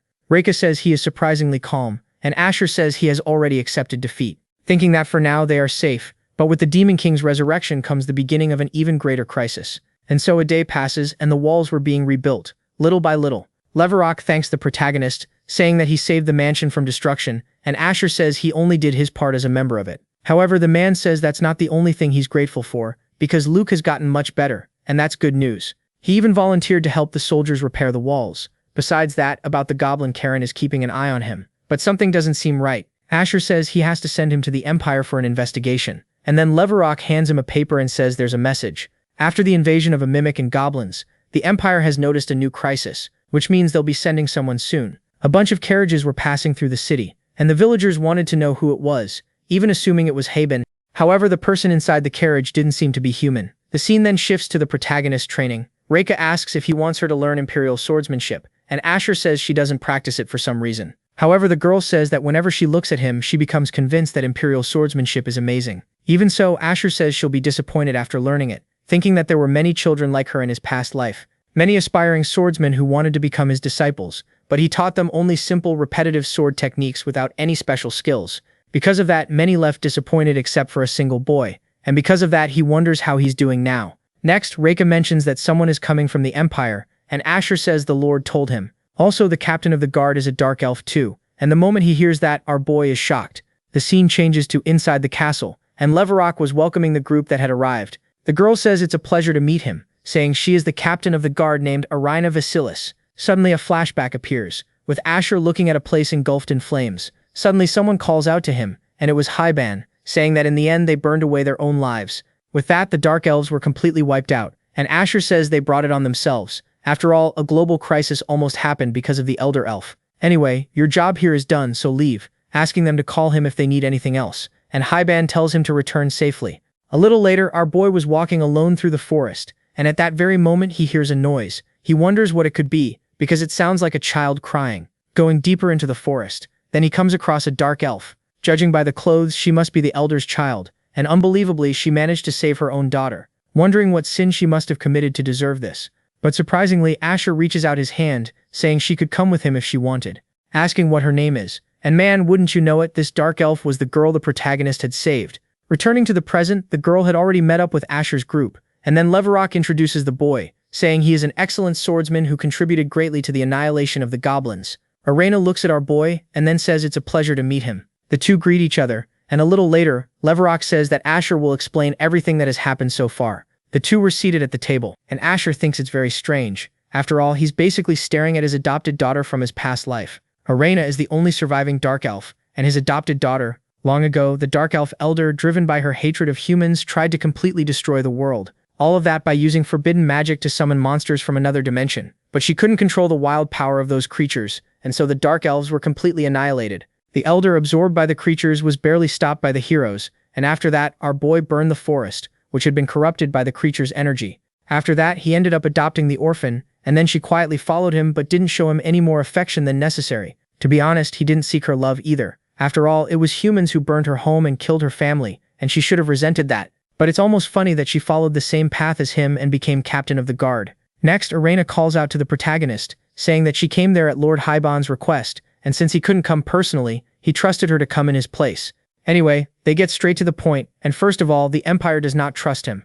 The information she needs to pass on is a crucial secret, and even if he is Hyban's disciple, it's hard to speak freely. But Asher thinks all of that is understandable. After all, a child who knows demons appears out of nowhere and defeats them. From the Empire's perspective, that must be extremely confusing. At that, Irina says that the reason Lord Hyban trusts him is because of his swordsmanship, asking him to show her that skill, and besides that, it is a request from the Empire. Hearing that, Asher remains silent, thinking that Irina should know his swordsmanship well. She was always watching him, but anyway, he's going to do what she asked. Our boy grips his sword firmly, and then a flashback appears, with Hyban saying that child reminds him of his father. Irina says she's not convinced, and Hyban says the swordsmanship and even the way he speaks are incredibly similar. If that's the case, she should see for herself what it's like, and so the scene returns to the present, and the girl thinks it's impossible for someone who resembles her late father to exist. So wow, she really does see the MC as a father figure. Asher says he's going to begin the demonstration now, and then he begins sword training. Every one of his strikes had a purpose,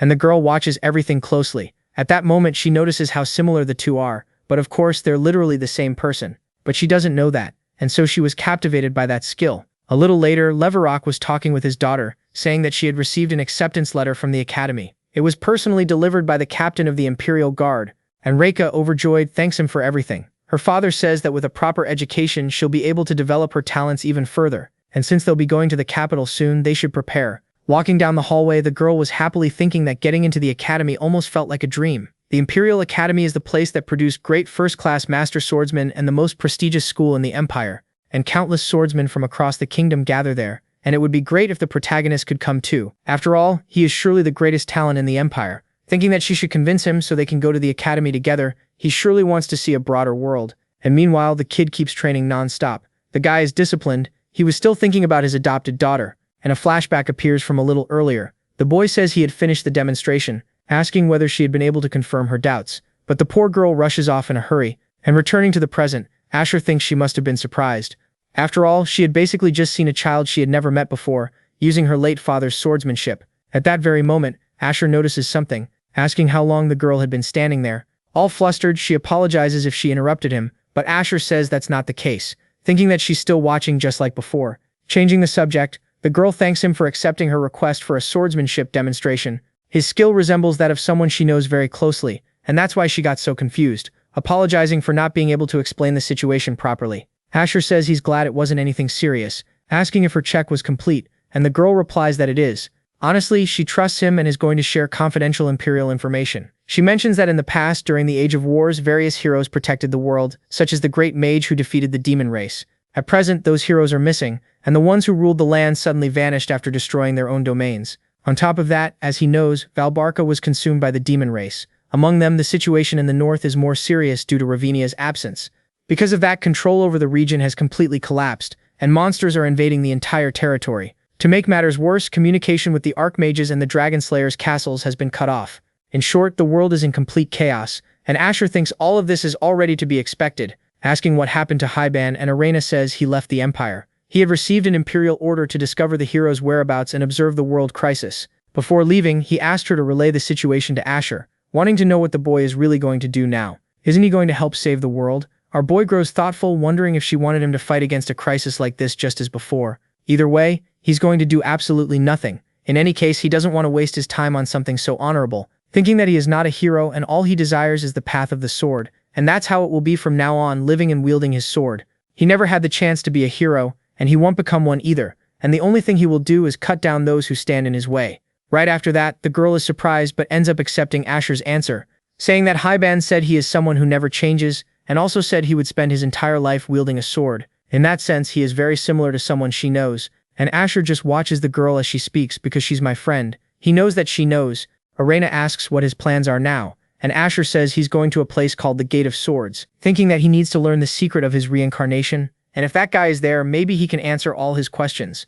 Arena asks why he wants to go to that place, and at that very moment, Reika calls out to the protagonist, saying that she got an acceptance letter from the Imperial Academy, so they should go together, and hearing that the girl immediately takes advantage of the situation, saying that it sounds interesting too, asking why he doesn't accompany them to the Empire. Asher becomes deep in thought, and then he ends up accepting. After all, it might be good to spend a little more time together, because at some point he'll have to say goodbye to Reika. With everything settled, Reika was admitted to the Imperial Academy, and then a crowd gathered to bless the girl's future. It was even starting to look like a wedding, and the whole little group was gathered there. The family was there saying their goodbyes, and Leverrock asks her not to worry about the territory because Karan and Luke will protect it. Man, it doesn't even seem like Luke was depressed a few chapters ago.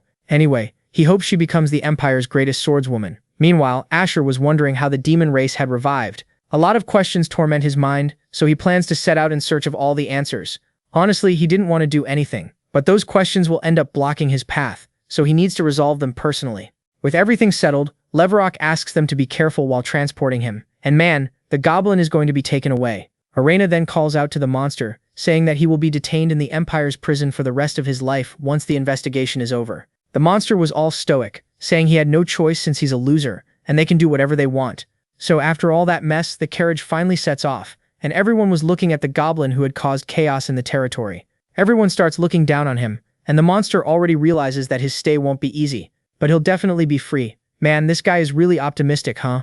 A little later, Reika says she has a question, wanting to know how she became the captain of the Imperial Guard, because it must have been hard for a dark elf to adapt to the human world. She says the reason she became the captain of the Imperial Guard was to follow in the footsteps of someone she respects, and you know who that is, my friend. Reika asks who it would be, and she says it was the father figure who had taken care of her whole life. Dark elves always hated humans, and that was what they taught her. But after her race was completely destroyed, there was one person who approached her even though she was the only survivor, a presence without any caution or hostility at all, and he was the captain of the Imperial Guard. To sum it up, he took care of her as if she were his daughter, and although he was stern on the outside, he was very affectionate on the inside, so his self-discipline was an inspiration to her when she was a child. But unfortunately, he ended up passing away, and in any case, his image remains in her heart. Hearing that, Asher casually asks if the one she said resembles him was her father. The girl says that's exactly right, and Asher asks what aspects of him she respected. Arena grows thoughtful and then says it was his swordsmanship. Even though her father was not called a hero, he reached another level of swordsmanship by training his whole life, and she respected him for that, so she wanted to copy that aspect of her father. After following his swordsmanship, she managed to reach this position, and Asher thinks he really was an idiot. Before he was worried because he thought she hated him, but actually she thought very highly of him. Right after that, Reika says that if that's the case, her father probably could have reincarnated, and at that very moment someone appears asking for help, mentioning that he came from a nearby village, and that bandits are attacking and kidnapping people. Without wasting time, the protagonist gets out of the carriage and hurriedly says he's going to check everything personally. Reika says she'll also go assess the situation, and Arena asks them to take care of that guy. And right after that, the goblin says those are demons. This isn't the work of human bandits. And maybe she can't sense it, but he can feel a familiar aura, which is probably that of demons. Anyway, it's better to be careful. Then the scene shifts to that blasted village, which wow, was completely wrecked. Asher and Reika were looking at the situation from afar, and the girl asks who the hell would do something like that. When they look to the side, they come across some humans taking people away in a wagon. The man then looks back, but Asher cuts him down in a matter of seconds. The other bandits charge at him, and Reika asks if these guys are bandits. Asher says they're human traffickers, a criminal organization that kidnaps people and sells them to nearby continents, thinking that he dealt with them many times in his past life. After all, there are places where this kind of thing is discreetly allowed. Under imperial law, the buying and selling of humans is punishable by death, which means that if he wiped out everyone there and then, there would be no problem. Then, my friend, the kid starts cutting everyone down, and Reika, unbelievably enough, does the same too. Yeah, now it's within the law, the guys kick the bucket, and Asher finishes them all off without mercy. With that, the villagers are freed, thanking the knights. Next, Irena appears at the scene asking if they're all right, and then Asher says that the citizens there lost their homes, suggesting that they should take them to the Empire to help them. Agreeing to do that, Irena escorts the villagers, and so everything is resolved. At that very moment, someone calls Asher brother, and the boy, looking down, realizes it was just a child. The little boy thanks him for saving him, and Asher thinks that they were even trying to kidnap children, mentioning that it could have been a huge disaster, saying he only did what had to be done. At that very moment, he notices something, apparently recognizing that mark. Thinking about what he understands about that child, the scene then shifts somewhere else, and Asher says he would like to talk a little about that child, asking if a certain Lord Crocus is the Empire's master of the depths. The surprised girl asks how he knows that, and Asher says he heard it from Lord Hyban. After all, that child has his mark on his forehead, which means he is the successor to the master of the depths. This man is also known as the subterranean hero, and there is a rift to the demon realm beneath the Empire that was once an invasion route for the demons, because the waves from the demon realm can threaten the surface. The master of the depths was then tasked with sealing the rift with a magical barrier. Basically, he's the one who secretly protects the world, but he's also a hero who has to live alone underground for his entire life. Irena says that for security reasons this wasn't made public, but Lord Crocus is also one of the great heroes. He's the one who blocks the waves from the demon realm at its border with the surface, and meanwhile Goblin was listening to everything from afar, thinking he already understood everything, and the demonic energy he felt earlier came from that child. He's surely destined to live surrounded by the air of the demon realm. To be honest, it feels very nostalgic. Then the scene shifts to inside the carriage, with Irena asking what that child's name is. He replies that his name is Garen, and that he had been enjoying his vacation before the final succession ceremony for the Master of the Depths. Then he ended up stopping at that village when the traffickers captured him. Asher says he was lucky, and Reika says it'll be hard to live underground for the rest of his life doing the Master of the Depths job, but the boy says it's fine because life out here was already harder. In the past, he was an orphan and begged for alms during the day while spending the nights in the alleys, but luckily that place was the passage leading to Lord Crocos's domain, but the place was filled with energy from the demon realm, so normal people couldn't enter. After that, he ended up staying with that old man and became his disciple. And a few years later, his master offered him the position of successor to the Masters of the Depths. He had nowhere else to go and respected his master, so he ended up agreeing to become his successor.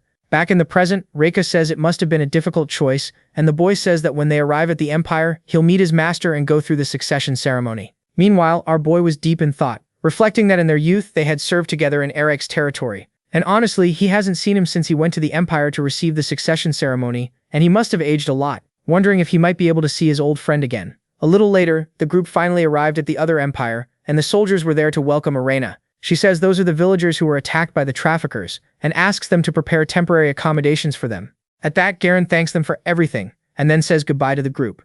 Next, Irena calls the two of them, saying that she'll guide them to the Empire tomorrow. Anyway, she'll show them the lodgings where they'll be staying that night. A little later, Asher was in his room thinking about how it had been such a long time, thinking that this was the dormitory he stayed in when he worked for the Empire. Basically, absolutely nothing had changed, and sitting on the bed, he asks why that man still hasn't shown up. Kairos appears out of nowhere, and the protagonist says it's very easy to detect his presence. The boy just lets out a laugh, and Asher asks if he found any information on the hero's whereabouts, and the man says of course he did. And taking out a paper, he says this is a copy of the Empire's confidential documents. It contains the time when the heroes disappeared and the location of their territories. Wow, the guy is actually pretty useful. Changing the subject, he mentions that the atmosphere in the Imperial Castle is pretty ominous, mentioning that he heard the master of the underworld disappeared out of nowhere. Man, I can tell that's not good. A little later, Asher was eating and Reika says she doesn't know where Irena is. It would be nice if they could have breakfast together, but anyway, she said she would guide them to the Empire that day. At that very moment, a soldier appears, saying that his name is Kame and that he is the leader of the security squads responsible for guiding them. Reika asks if Arena isn't coming, and Kame says the captain had to leave because of some matters, so he'll guide them to the academy. Right away, Asher more or less realizes what was going on, wondering if she had gone to look for Crocus. A few minutes later, Reika was looking at the Empire's capital, saying that the place is very fancy. Big cities really are different, and Asher thinks that the reason the Empire had been so peaceful all this time was because Crocus protected the world from the demon realm. Besides that, with the succession ceremony approaching, it's impossible that he would just disappear out of nowhere, and he wonders what really happened. Soon after, Reika notices the boy's concern, but of course he says it's nothing, and Kane says he must be homesick while being in this place. Anyway, they'll be arriving at the academy very soon, and he'll make sure they're comfortable. Asher accepts it all and thinks that somehow this isn't strange. After all, it was in the Empire that he spent most of his life. A short while later, Reika says that place looks bigger than Ariake Castle, and Asher, feeling all melancholic, thinks that it's been a long time since he last saw the academy. Basically the place where Hyban and he spent their entire youth. The scene shifts to inside the academy, and the old woman there says that before she had wanted to know where Reika was from, but now she knows it's from the territory where Karen is. The girl asks if she knows the guard, and she says of course she does, since he's a first-rate swordsman produced by the academy. Besides, she thinks there's no one in the Empire capable of defeating him, since he's my partner, so how are we supposed to tell her that the MC beat the guard up? Anyway, the academy doesn't accept students without abilities, and there will be a duel as an entrance exam. Asking if she's going to participate, and Reika, without wasting any time, says of course she will. With everything settled, the old woman says she'll guide them to the duel site. Then Asher calls out to Reika, saying that he has to take care of a few things, so he'll have to leave for a while. Reika says it would be nice if he could watch the duel, but Asher says there's no way she won't pass. After everything is settled, Asher asks the guard to look after the girl, and without wasting any time, he starts to leave, thinking that he needs to find the sword gate. A few minutes later, Reika was finally at the test site, and the man says he's the professor in charge of the new students, mentioning that he won't go easy on her just because she's a noble, and before the sword, everyone is equal. If she can block his attack and land a single valid hit, she passes. The guy then raises his sword, and the old woman beside him says that he's a professor who used to be one of the Imperial Knights. Kame was watching the duel too, thinking that the Academy's entrance test is known for its difficulty. Wanting to know how skilled Reika was, you're about to see, my friend. It's no wonder she's the protagonist's disciple, and when the guy charges at her, she already swings her blade. A few seconds later, a sword is shattered in the air, and of course Reika had managed to win, right? Everyone was surprised by what had happened, because a student had literally just taken down a professor. The guy remains lying on the ground, and Heike was trying to understand what had happened. After all, that dude there is way too weak. The supervisor was also shocked, but still passes the girl. The scene in turn shifts to the city, and the protagonist thinks that he's finally arrived at the Blessed Sword Gate. That is a famous place coveted by swordsmen from various countries, and to reach the inside you need to pass through 3 gates. Only those with a high level of swordsmanship can open them, and when one gate opens, another appears behind it. Many swordsmen tried to open them to test their skills, but so far no swordsman has managed to reach the interior. Even first-rate swordsmen barely managed to get past the first gate, and not even Hyban managed to open the last one. The space beyond the 3rd gate remains a mystery. Then the scene changes to that blessed place. Some people were trying to open the gate, and obviously that poor guy there wasn't going to manage it, right? At that very moment, Asher appears at the place, and the blonde guy asks if he's going to try to open the sword gate, and Asher, completely casually, says that's exactly what he's going to do. The other guy says it won't be easy because that one over there is the best student at Point Academy and has been trying for an hour but still hasn't managed it.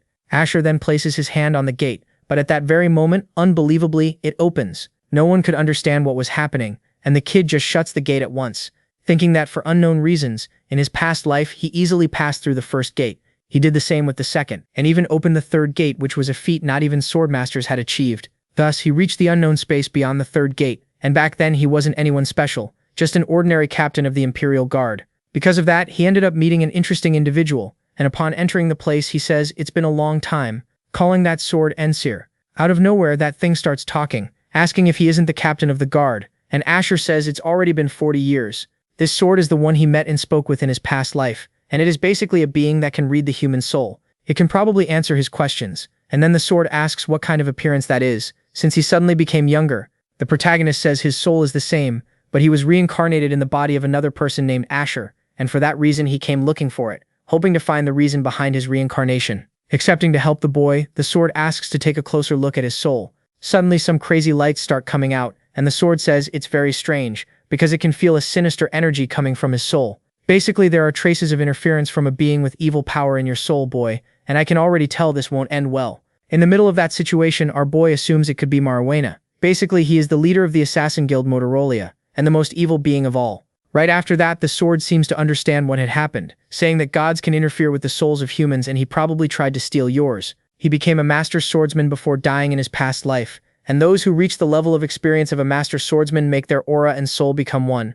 But he died before achieving that, and his soul did not merge with his aura. So to Marunia, he has the soul of a master swordsman, but cannot use aura, making him an easy and highly desirable target. Hearing that, Asher says that just because his body changed, doesn't mean he'll be easily defeated by those guys. But at least that satisfied his curiosity, thinking that he has to meet that person in person. With everything settled, our boy says he's leaving, and the sword is surprised it was so quick, and Asher says that unfortunately he's very busy. He'll visit it before returning to the Empire, but the sword just asks to be pulled out of there. It's almost going crazy because it's been stuck there for decades, and Asher asks if it didn't say the same thing in the past. It had tried to be pulled out of there several times, but always ended up failing, and the sword says that now it's different, since he has become a master swordsman. With that, it ends up convincing the protagonist, who thinks he feels that the sword is lighter, very different from before.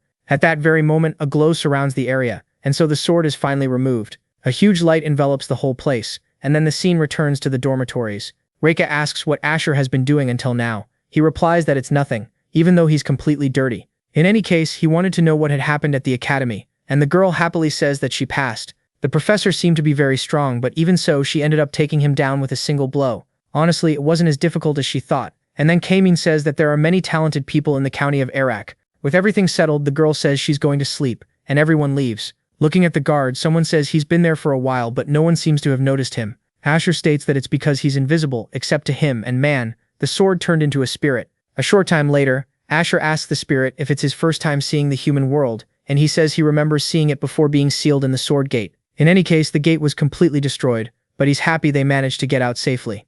Asher says that because of that he's completely dirty, and the spirit says that at least he's fine and now finally free. Besides, before he forgets, he had felt something unpleasant. Asher says he's not wrong mentioning that beneath the Empire there is a portal that leads to the demon world. Recently, the one who protects the portal disappeared, and as a result, the barrier around it grew weaker and demonic energy began to seep into the human world. That person is a secret hero who protects the Empire, and honestly, he wanted to know where he went. But the spirit says that it's not only demonic energy he's sensing, because it's black magic and a force that could destroy this world. The scene then shifts to the castle's underground, and Arena says that the demonic energy is getting stronger and stronger, ordering them to stay alert. At that very moment, a guard is knocked out, and everyone was trying to understand what was happening. To make matters worse, a demon comes out of the portal, asking if they came for a stroll in the demon world. Returning to where Asher was, the protagonist asks if he said he had sensed the presence of black magic, and the spirit says that it's the power demons possess. Black magic is the evil force of the world's darkness, capable of bringing destruction, and someone is using that kind of thing to expand the portal and spread demonic energy. Hearing that right away, Asher thinks that if that's the case, the underground has already been overrun by demons. At that very moment, the two hear a voice, and it was Garen saying that he needs to see his master. At the same time, Asher appears at the scene asking what was happening, and the child asks him to help, because his master simply vanished. Then the protagonist explains that that boy is the successor of the Lord of the Abyss, asking if the captain of the guard was protecting that entrance, and asking him to let the two of them in. However, the young man insists that they must not do that, because only those who have trained can withstand the demonic energy. But the spirit says that he has already reached that level of training, so everything will be fine. A little while later, the scene shifts to that goblin from before, who asks if he came looking for him, and then Asher says that if he helps with this task, he'll ask the Empire to set him free. However, he has to promise never to hurt humans again, and Tarkin says that he is a warrior and swears by his honor and loyalty. Our boy then gives a smile, asking for the goblin to be freed immediately.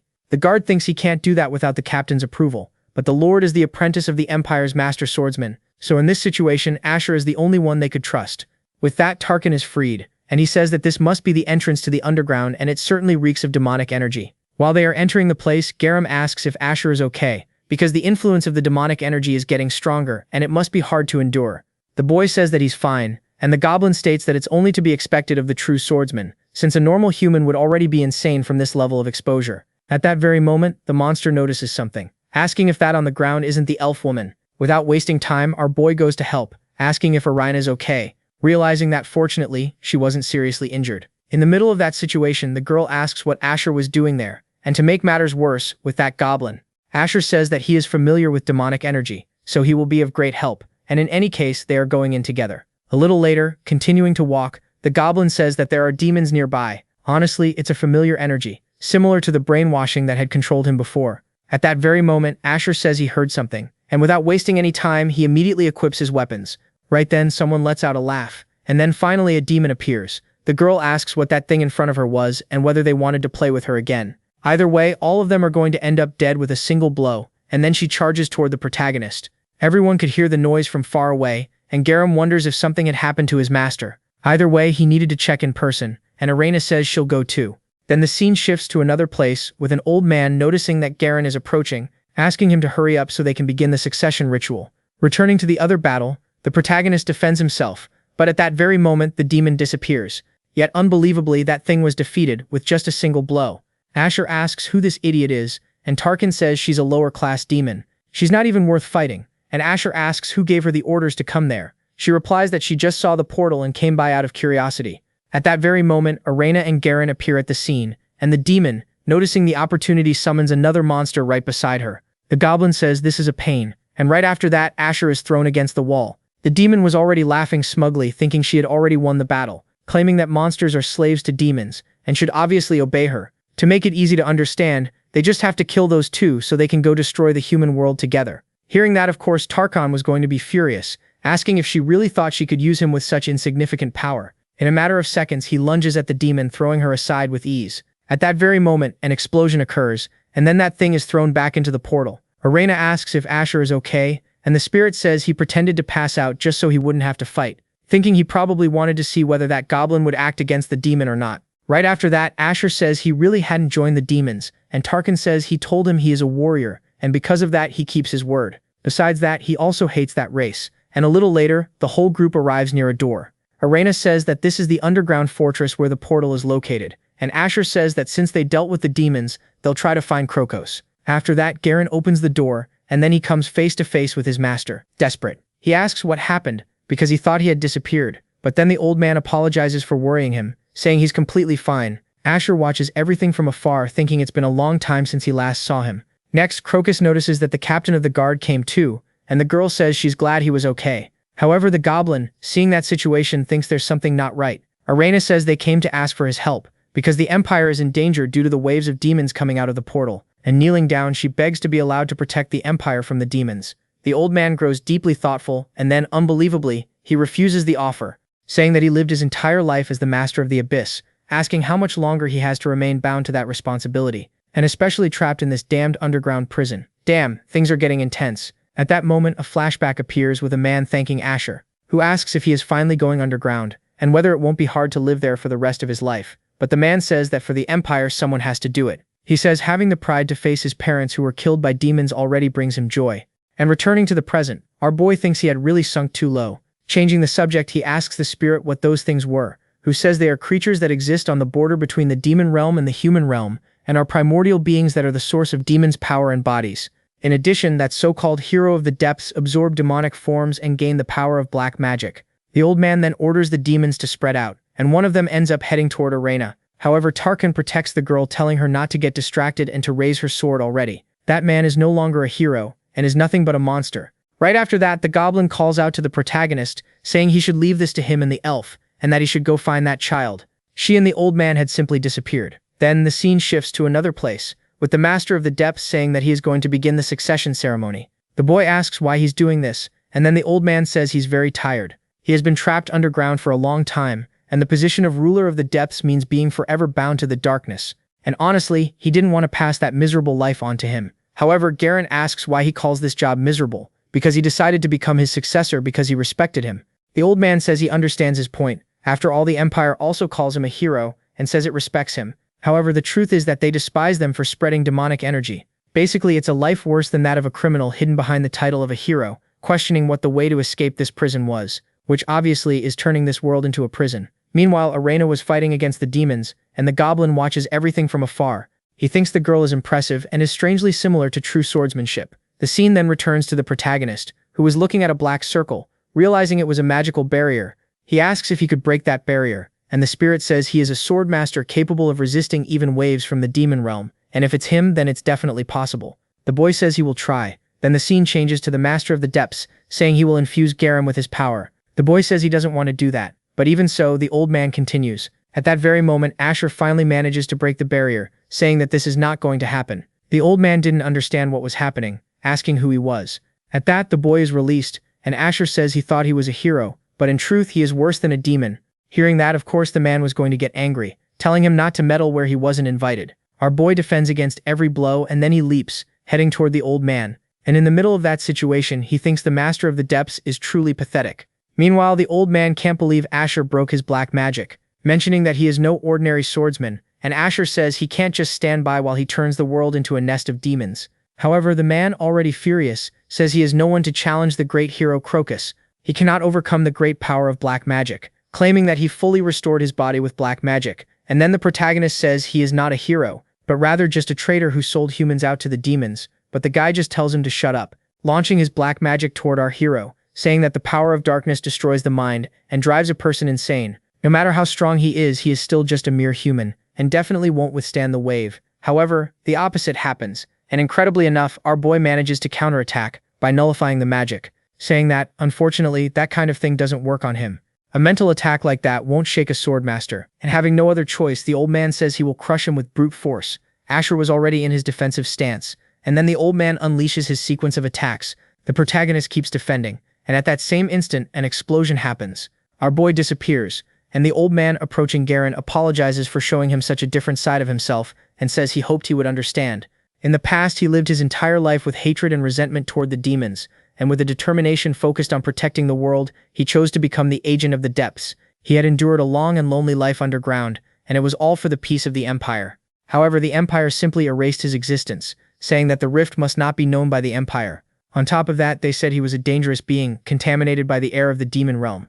And despite the decades of prosperity because of him, they still treated him the same way as the demons. Because of that, he made a decision. There was no longer any reason to keep waiting on this rift, so he will annihilate these humans who are worse than the demons. That was why he obtained black magic, saying that he cannot pass this miserable life on to Garen, because with this power he hoped Garen could live a free life, without restrictions.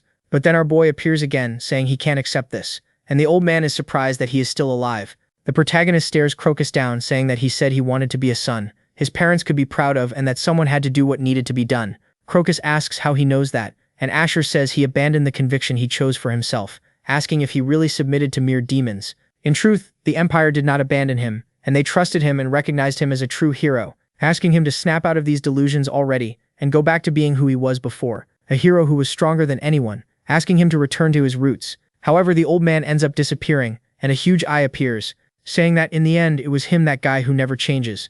Asher asks what that thing is, and it replies that it is basically the master of black magic, and then the protagonist asks if it was the one who turned Crocus into this thing. It replies that it did absolutely nothing, and simply granted him a small request. Basically, he wanted the power of black magic, so it gave him a little but, since he wants it to set him free, it will do that. Honestly, it was planning to play with the old man before killing him, but either way, it's fine. Our boy, consumed by rage, charges toward the eye, but when he attacks it, he ends up hitting Crocus, who says that dying at the hands of a comrade is better than dying by its hands. The two remain there staring at each other, and the old man thanks the protagonist, saying that he had freed him. At last he can die in peace, and hearing that, our boy remains silent. Crocus says that before dying he would like to know his name, and Asher says it's been a very long time, calling the old man captain of the guard of the territory of Iraq. At that moment he is surprised and asks how the boy knows that. Asher says he is his superior, and although not in the way he remembers, he is the captain of the guard. The scene returns to the goblin leader, who was looking at a portal. He realizes that the rift is shrinking, and at that very moment the protagonist appears there. Arena asks what happened to Crocus. However, Asher does not say a single word. A little later, the two were looking at a gravestone, and Arena says that although his mind was twisted by the demons, Lord Crocus's achievements in protecting the Empire must not be forgotten. They are going to build a monument in his honor, and changing the subject, she asks them to go somewhere else, because Garam wanted to meet the protagonist. A few minutes later, the kid was already all decked out, and now the master of the depths appeared. Asher says that he has now become the successor, and the boy thanks them for coming there. That grave in front of them is his master's tomb, and Asher apologizes for everything, but the young man says it is not his fault. The master tried to use the power of the demon realm to destroy the world, and surely that was not the person he had known. Instead, he is grateful that he helped him recover his mind.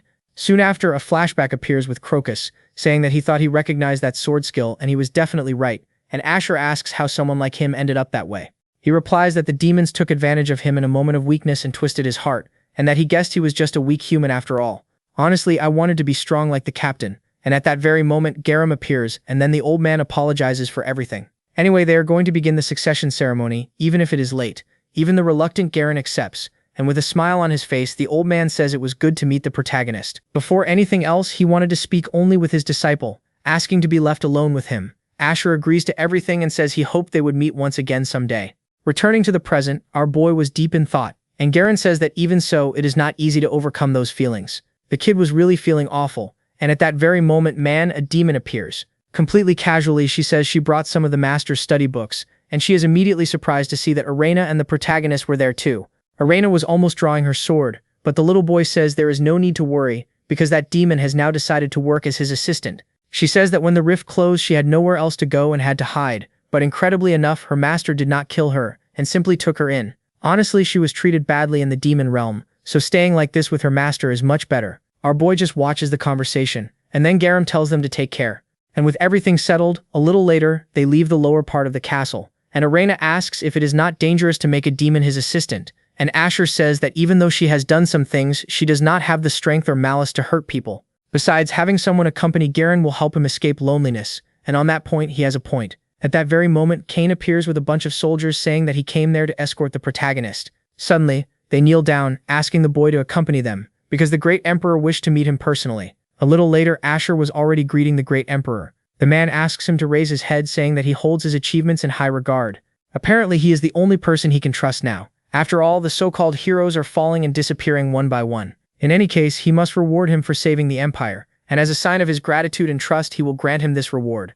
A bunch of guards begin bringing in a box, and the king says that he seems like the perfect person to possess this item. Asher was curious to know what it was, and after opening the box, the scene changes to a short time later. The spirit asks what exactly the emperor gave him, and Asher says it was the empire's box, basically a rare weapon passed down from the ancient emperor, and he had heard rumors about it, but this was the first time he had discovered this kind of thing. The spirit is surprised that the king handed him something so valuable. Soon after, Reka and Cain appear, saying that it is incredible that Asher managed to meet someone that almost no one could approach, and our boy meanwhile thinks that the time had finally come. And calling Reka, he says that he has something to tell her. A short time later, the girl says that he is leaving so suddenly. Wow, he accepted it that easily. Our boy says he does not know when he will see her again, so he asks her to focus on her studies. After all, there is something he needs to do, thinking that he is going to take care of everything that annoys him. Soon after, the girl leans on our hero's shoulder, asking him not to die wherever he goes. He looks at his companions, thinking that it was good to have met Arena, thanking her for everything so far. With everything settled, he leaves the castle, and Reka says that nothing bad will happen. He is very strong and obviously will survive wherever he goes. At the same time, a flashback appears with the protagonist saying that he will be a little late, asking them to lock the doors and take good care of the house. Arena thinks that the image of her father going to the battlefield as if it were nothing. They've kept coming back to your mind since that fateful day. Shortly after, the spirit asks where they're going, and Asher says they're heading to the kingdom of Arabia. Basically, it's a place ruled by his old friend. According to the information, apparently the kingdom has fallen, and right after that, Tarkin appears. Asher says it looks like he's free now, and the goblin says that fortunately he kept his promise. That's why he'll definitely remember the boy, and they'll surely meet once again to fight again. When that happens, he'll definitely defeat him, and Asher says he'll be ready. The two share one last stare, and then the goblin leader starts running into the forest.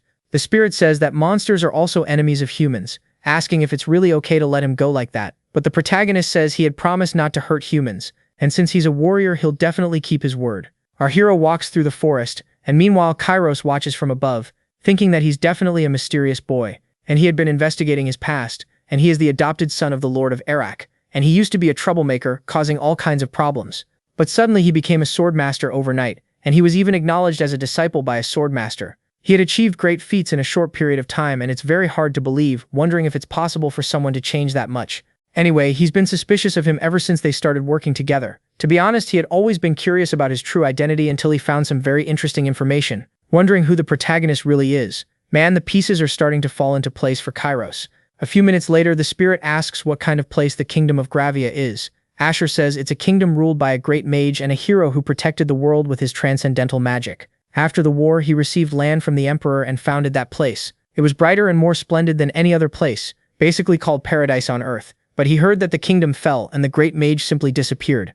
The spirit asks if he fell like the ruler of the abyss, and the MC says they can't say for sure about that right now.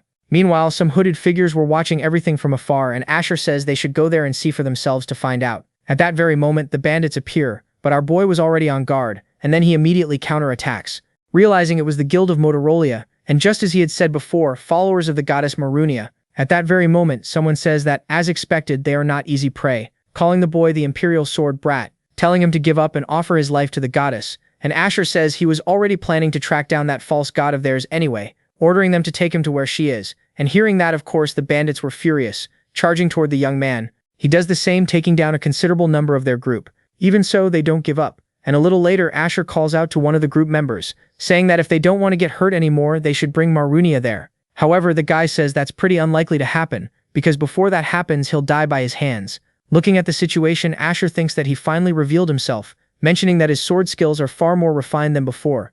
This is the guy who attacked our hero in the past, and he confidently says he's going to finish him off. At the same time, a huge explosion happens, and then someone says they're blocking the way. The one there was Hyvan, who is surprised that Asher is there. Then he immediately realizes that was the Motorola group attacking the boy. Anyway, those assassins dared to lay a hand on his disciple, and at that very moment Asher asks him to wait a bit, saying that if the assassin doesn't want to die, he should quickly say where their base is. With all the mess settled, Hyban says it's been a long time, but even so, Asher hasn't changed at all. Changing the subject, he asks if Reika is doing well, and he answers yes, since she even enrolled in the academy. By coincidence, he's heading to the Empire too, so maybe he would visit the girl, assuming that if he brought Marunia's head, the Emperor would be pleased. And then the spirit asks if this man really is a swordmaster. He definitely knows this aura, and right after that, the two stand before a gate. Hyban is surprised that they really have a base near this forest, but anyway, they're going to wipe them all out in one go. However, at that same moment, another person appears, welcoming them to the sanctuary of Motorola. In the middle of that situation, Asher seems to recognize that girl, thinking that she's still alive. She then descends to the ground, saying that it's been a long time since she last saw Hyban. Removing her hood, the woman asks if he doesn't remember her face, mentioning that thanks to the gods she obtained an immortal body that surpasses even a swordmaster, asking if he thought she would die like the captain of the guard. Meanwhile, Asher thinks that there is a group of Motorola guided by divine revelation. In the past, Hyban and he received orders from the Empire to carry out a large-scale operation to wipe out this guild, and after long battles they defeated all the members except for one called Shevanath. Somehow she managed to survive, and when cornered, she found a way to disappear without leaving a single trace.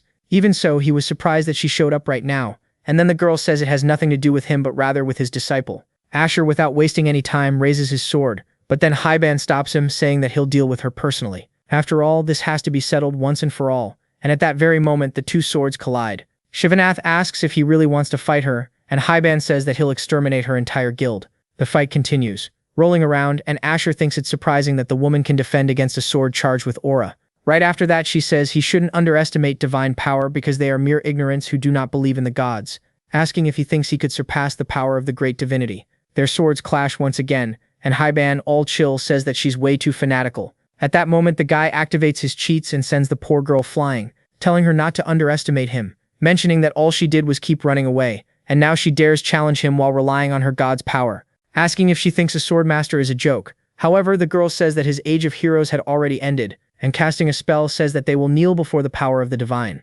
Man, nothing good is coming from that, and Hyban asks what she was trying to do. At the same time, the man feels something, realizing that he couldn't breathe. The spirit says that this is divine power suppressing superhuman strength, and incredibly enough, it was also affecting the protagonist.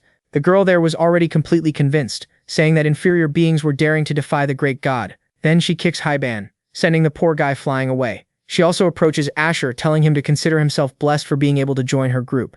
Either way, it will end painlessly. And then, our boy tries to say something. She approaches Asher to hear what it was, and taking advantage of the opportunity, Asher says that she let her guard down. And then, my friend, that was all he needed to finish the fight. The girl falls to the ground injured, and Asher says he doesn't know how she managed to overpower Lord Hyban with her power, but apparently, unfortunately for her, it doesn't work on him. The woman gets up, saying not to think he had already won, mentioning that the boy was marked by the divine. He will be tormented until his last breath, and the will of the great divine will always stand in his way. Then, Asher draws his spear, and the fight finally ends. The boy says that doesn't make any difference, thinking that they toyed with his fate and recklessly harmed those around him. Obviously, they're going to pay dearly for it, and suddenly Hyban regains consciousness. The man says it's truly humiliating to be defeated by such a miserable attack, and Asher tells him to get some rest. Out of nowhere, someone says that the protagonist made it far and is a human with the soul of a swordmaster. Asher wanted to know where that voice was coming from, and then he says that he'll enter the sanctuary first. There could still be assassins in the area, and without wasting any time, he starts running. The spirit asks if something is happening, and Asher says it seems he couldn't hear it either. What he had just heard was the voice of the goddess Morowina, and when he got there were more of the hooded ones. They charge at the boy, who then summons an axe, taking all of them out. Continuing forward, the spirit says he senses movement further ahead, and shortly after they approach a door, Asher forces it open, and then he ends up finding someone sitting on a throne. The old man says that he made it very far, and Asher is surprised that he's still alive. His name is Bakrosa, and he's basically the leader of everything. However, he's sure that he had killed him back then. The leader, however, says that this is only a borrowed body, but he is still Morowina. Wow, so it's actually a man. Asher says that they finally met, but that doesn't matter because they're settling things now. However, the guy asks him to wait because he has no intention of fighting him, because he lost all his power and is completely ruined. The only thing he did was place his power in his followers to capture him, but it all ended in failure. As a result, he's in this state, barely sustaining himself in a borrowed body. And hearing that, Asher asks if he was the one who reincarnated him, but he quickly says that he didn't do that, and the only thing he managed was to identify the nature of his soul. In addition, he tried to steal it, because a human soul that reached the realm of a sword master could save the gods. And then Morania tells him to be careful from now on, because he's not the only one after his soul. The scene shifts to another place, and Arania was dealing with a pile of documents.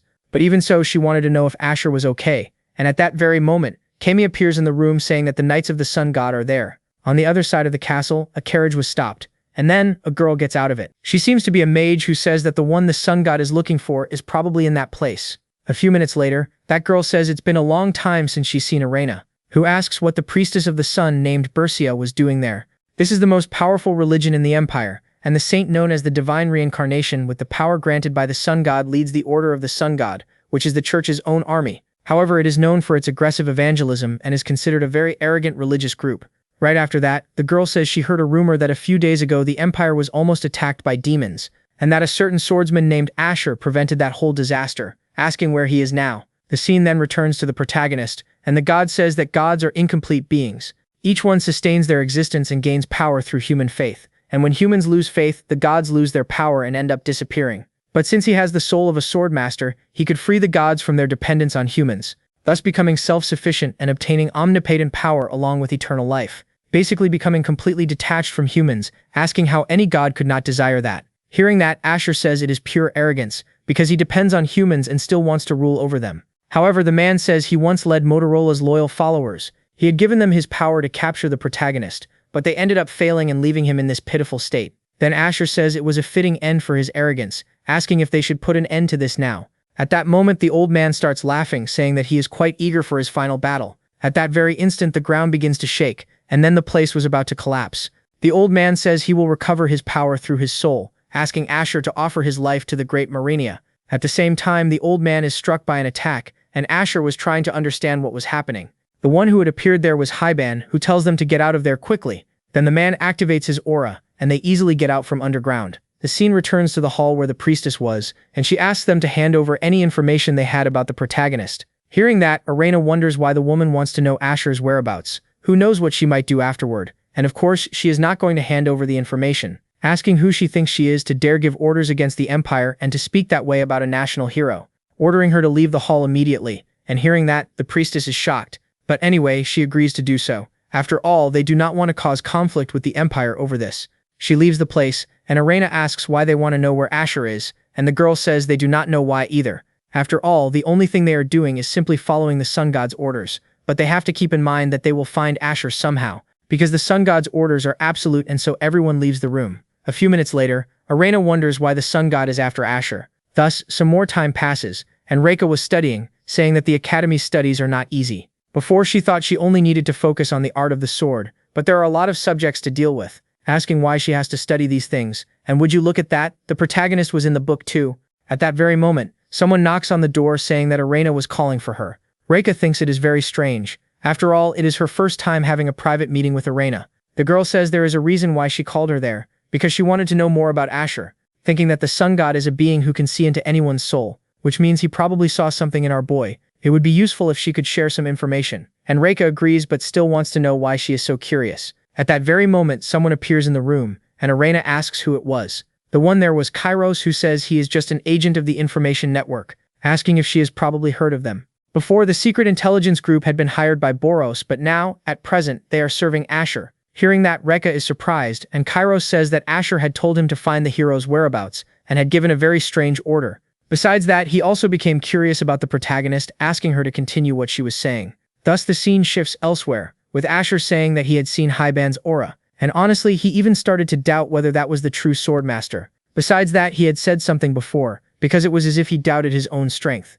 Haiban had always firmly believed in his own talent, and thanks to that he was able to become a swordmaster, but now for some reason he seems to have lost that confidence. He said something similar yesterday too, mentioning that the doubts he had for a long time are slowly starting to clear up, and honestly I am starting to doubt whether this current self of yours is really at its peak. Our boy keeps listening to what the man was saying, and then he says he is just a weak human.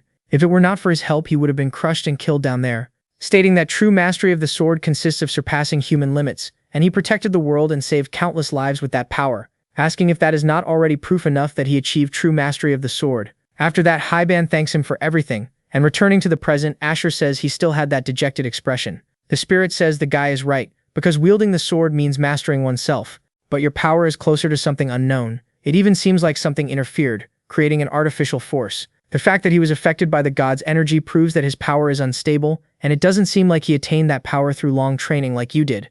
Asher says that at this moment he still hasn't reached that level, and is just an ordinary person who only knows how to use imperial sword techniques, thinking that, if only he could recover his power, he might be able to surpass this body's limits. At that very moment, that priestess from before appears. The scene then shifts back to the castle once again, and Kairos asks if she analyzed the goblin's characteristics and prepared countermeasures. Rika says yes, but not even the elders knew that information. To sum it up, it's as if the protagonist had experienced wars from the past. Kairos asks what Arena was thinking about, and she replies that it was nothing. But the guy insists she tell him, asking why she's suddenly curious about the protagonist's whereabouts. She says that actually the sun god is pursuing him, and because of that they need to find out why. The scene returns to our boy who had finally met up with that priestess. Man, I can already tell this isn't going to end well, huh? The protagonist wonders who that woman was, and judging by her appearance, she must be a priestess of the Order of the Sun God. He knows his stuff. Anyway, he wants to know why she's there. Out of nowhere the girl drops her staff, and taking the boy's hand, she asks if he could help her. Asher was trying to understand what was going on there, and a few minutes later the girl explains everything, and Asher asks if she's saying that a nearby village was attacked and the residents were captured. She says that dozens of farmers are about to be sold to traffickers, and that's why she needs his help. Looking at the situation, Asher already has a rough idea of who it might be, saying that she seems to be a priestess of the Order of the Sun God, asking whether it wouldn't be better to ask the knights of her order for help. They say that since their order is the empire's largest religious group, it also has great military strength. But hearing that, the girl falls silent, saying that they are dealing with other matters and do not follow her orders, and with no other choice, the boy decides that he will help her. Thinking that he should take this opportunity to wipe out that damned group, he asks her to take him to where the traffickers are. At that, the girl stands up, saying she had forgotten to introduce herself, mentioning that her name is Verkia. A little later, Asher thinks he has heard that the Order of the Sun God is an oppressive religion, but surprisingly, that girl is very humble. Soon after, they finally find the place, and Asher thinks they are not the same bandits he had encountered before. Anyway, it's better to deal with this as quickly as possible. He calls out to the girl, saying he has a favor to ask. Meanwhile, the guards continued their patrol. Suddenly, one of them looks to the side, coming face to face with our hero, saying he's just a brat. The guards confront Asher, asking if he even knows where he is, and at that very moment, the protagonist raises his sword, taking out everyone in front of him all at once. A huge explosion happens in the middle of it all, and the spirit says that was incredible, asking if he has recovered his aura yet, and Asher says it's not aura, but the divine power of the priestess of the sun god. The priestess herself has no offensive abilities, but she has the power to heal wounds. Besides that, she can also temporarily maximize a person's strength. With that, for a short period of time, he can wield power equivalent to that of a master swordsman. What is this? That's insane. Soon after, Verkia says she knew her eyes weren't deceiving her, but even so, she didn't expect him to be so powerful. The boy says it's all thanks to her help, and a few minutes later, the scene moves inside a cave. Asher says this doesn't seem like just any underground prison, and she says it looks more like the temple of a religious sect. At that very moment, a shadow appears, asking who dared cause a disturbance in this sacred sanctuary. The man finally reveals himself, and the protagonist, drawing his sword, says it would be better to release the villagers immediately. However, the masked man says they were the saviors with the power of the great god. Basically, they are going to free the people and make them the true saviors of this world. What a crazy thing to say. Next, Verkia says she doesn't know which order they belong to, but attacking innocent villages is unforgivable. They are nothing more than mere bandits. And hearing that, the masked man asks whether her Order of the Sun God really has the right to criticize them. After all, they are a fanatical group that destroyed countless ordinary citizens under the label of heretics. But that won't matter anymore, because the era of the outdated gods has finally come to an end. At that very moment, a bunch of torches are lit, and the masked man says that soon the new god will descend upon this world. Man, a bunch of people were piled on top of each other, and the masked man says the true savior is about to arrive. The two of them are horrified by the sight before their eyes, and Asher can't believe his group was doing this to people. It really is an extremely cruel act. And hearing that, the masked man just laughs, saying that, for the salvation of many, the sacrifice of a few is unfortunately inevitable. This will be a reward for the gods, for they must be honored. At that very moment, an enormous darkness appears in the sky, and the priestess notices something, saying that the altar's energy is penetrating the man's body. And without moving a single muscle, Asher thinks that all of this was done to summon this thing. The aberrations are monsters from another dimension that are neither divine nor demonic. They are completely hostile to human beings and possess transcendental power capable of destroying an entire city. In the past, a person who worshipped the power of the aberrations tried to use forbidden magic to summon them with the intention of bringing about humanity's downfall. And as a result, Oriana's homeland, the Dark Elf Forest, was completely annihilated. Then the huge monster fully transforms, and the spirit says they have to stop this before its true form descends into this world. At this moment, that man has only absorbed a small part of the power, and Asher thinks that when he fought an aberration, even if it was in the past, it took at least 2 master swordsmen just to hold it back. Wondering if at this moment he could face an aberration alone. The man grew at least 3 meters, saying that the time of judgment had come. He prepares his attack, however, it has no effect because the priestess defended against it. At least the poor girl is useful for something, and then she says she'll try to hold it back somehow. But Asher meanwhile thinks it's going to be pretty difficult, and she probably won't withstand the aberration's power with just a barrier. And sure enough, my friend, the barrier is simply shattered in a matter of seconds. The girl is shocked by what had happened, and the protagonist, without wasting any time, grabs her to dodge the attack, thinking that at this rate, they definitely won't have a single chance of winning. If that's the case, there's no choice but to use divine power, once again asking the girl to bless his weapon. He is going to charge straight in and strike its vital point. However, the girl says it's too dangerous. Even so, our hero was determined to do it, asking her to lend him her strength one more time. And with no other choice, the girl does what Asher had asked. Without wasting any time, he grabs his enhanced weapon. Charging at that shadow, he manages to drive the weapon into the monster's chest. However, the darkness was very powerful. He couldn't let go of his weapon, almost being devoured by that cursed darkness, but I don't know how. The kid somehow finds a way around it all, and then passes right through the monster. Incredibly enough, he managed to defeat it, and not even Asher could believe what he had done. With the battle over, the priestess begins to heal the boy, saying that it had finally come to an end. Asher thanks her for healing him, and the priestess says that she should be the one thanking him because he had saved everyone. All the villagers perished, but thanks to him they avoided an even greater disaster. In any case, they need to pray for the souls of the villagers, asking for everyone to rest in peace. Yeah, this girl is actually pretty nice. Then a day passes, and the priestess says she hadn't even asked what his name was, asking what he is called because he will be remembered forever as a hero of the Order of the Sun God. When Asher was about to say his name, he changes the subject, saying he'll tell her when they meet again, because he plans to visit the great church of the sun god soon. Hearing that, the girl says she understands, so from today on she will remember his face very well. Then she hands the boy a necklace, stating that this is a sign of the sun god and a reward she would give him. It will surely serve him well. And right after that, Asher thanks her for everything. A little later, the priestess had already left, and suddenly someone calls out to her. The man asks if she has a moment, and entering the tent, he kneels down, saying that he greets the great Saint Verkia. But she says there is no need for formalities, asking if he has already finished the work he carried out without her permission. With a smile on his face, the guy says yes, mentioning that the commoners swore their faith to the sun god, and that with this the church's influence grew much more. Hearing this, the saint asks what the point is of forcing conversion through violence, because surely many lives were lost in the process. However, the young man warns that she should not mourn the death of heretics, asking if she is by any chance feeling empathy for those inferior beings. In any case, what the saint currently lacks is resolve. The same thing happened in the Empire, because she failed to obtain any information about the protagonist after being intimidated by a mere captain of the guard. To sum it up, she should have forced a clear answer from the Empire, and the nervous girl asks if he wanted her to start a war. He can talk about battles all he wants because he will always be safe, but the only ones who ever die in war are innocent citizens. Then the commander says he understands that she worries about the people. After all, before being chosen by the gods, she was just an ordinary girl from a small village. With the conversation over, the annoying guy finally leaves, and the priestess thinks that she is the divine representative, but in truth she has no power of any kind. She was born and raised in a small rural village, and on an ordinary day she was chosen by the sun god and received that divine power. With that, she was able to rise to the position of priestess of the sun god. However, the knights of that group are nobles, and to them, serving a commoner is basically unacceptable. In the end, they completely ignored her, expanding their influence through violence. While doing so, they gave themselves over to their power games, dragging ordinary people into war to be sacrificed.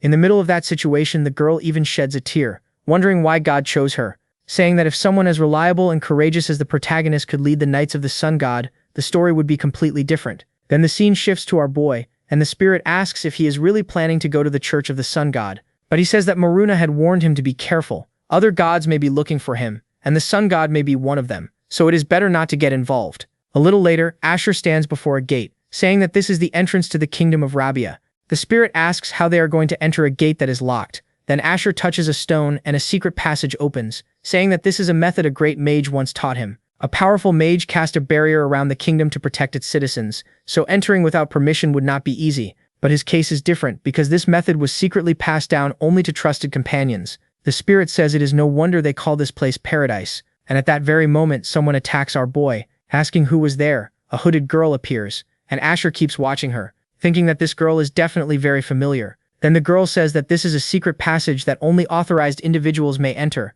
asking once again who the young man is. Right then, Asher remembers who she was, and at the same time, two more people appear at the scene. Everyone was staring at the protagonist, and then one of the soldiers recognizes Asher, saying that he is that guy whom he had seen in the Empire. Basically, they had met at the Gate of Swords. He easily opened the first gate and walked in like it was nothing. But there is still more to the story, because after he passed through, the Gate of Swords completely collapsed. Seeing the situation, the girl says that he definitely must be a demon. Everyone immediately raises their weapons to face the boy, and the spirit asks what they are going to do because the two are already ready to fight. And drawing his sword, he says there is no way to avoid it, and he will have to deal with them, right? Everyone is surprised by the skill Asher had just used, but without wasting time, they jump straight into the fight. Asher manages to block the blow, wondering if that guy was not the best at the academy. His stance is fairly decent, but even so, he is still nowhere near his disciple. Then the guy is thrown far away, and the hooded girl steps to the front of the fight. She charges at our hero, using some kind of water ability, asking where he got that gauntlet, and how he can use that spatial magic.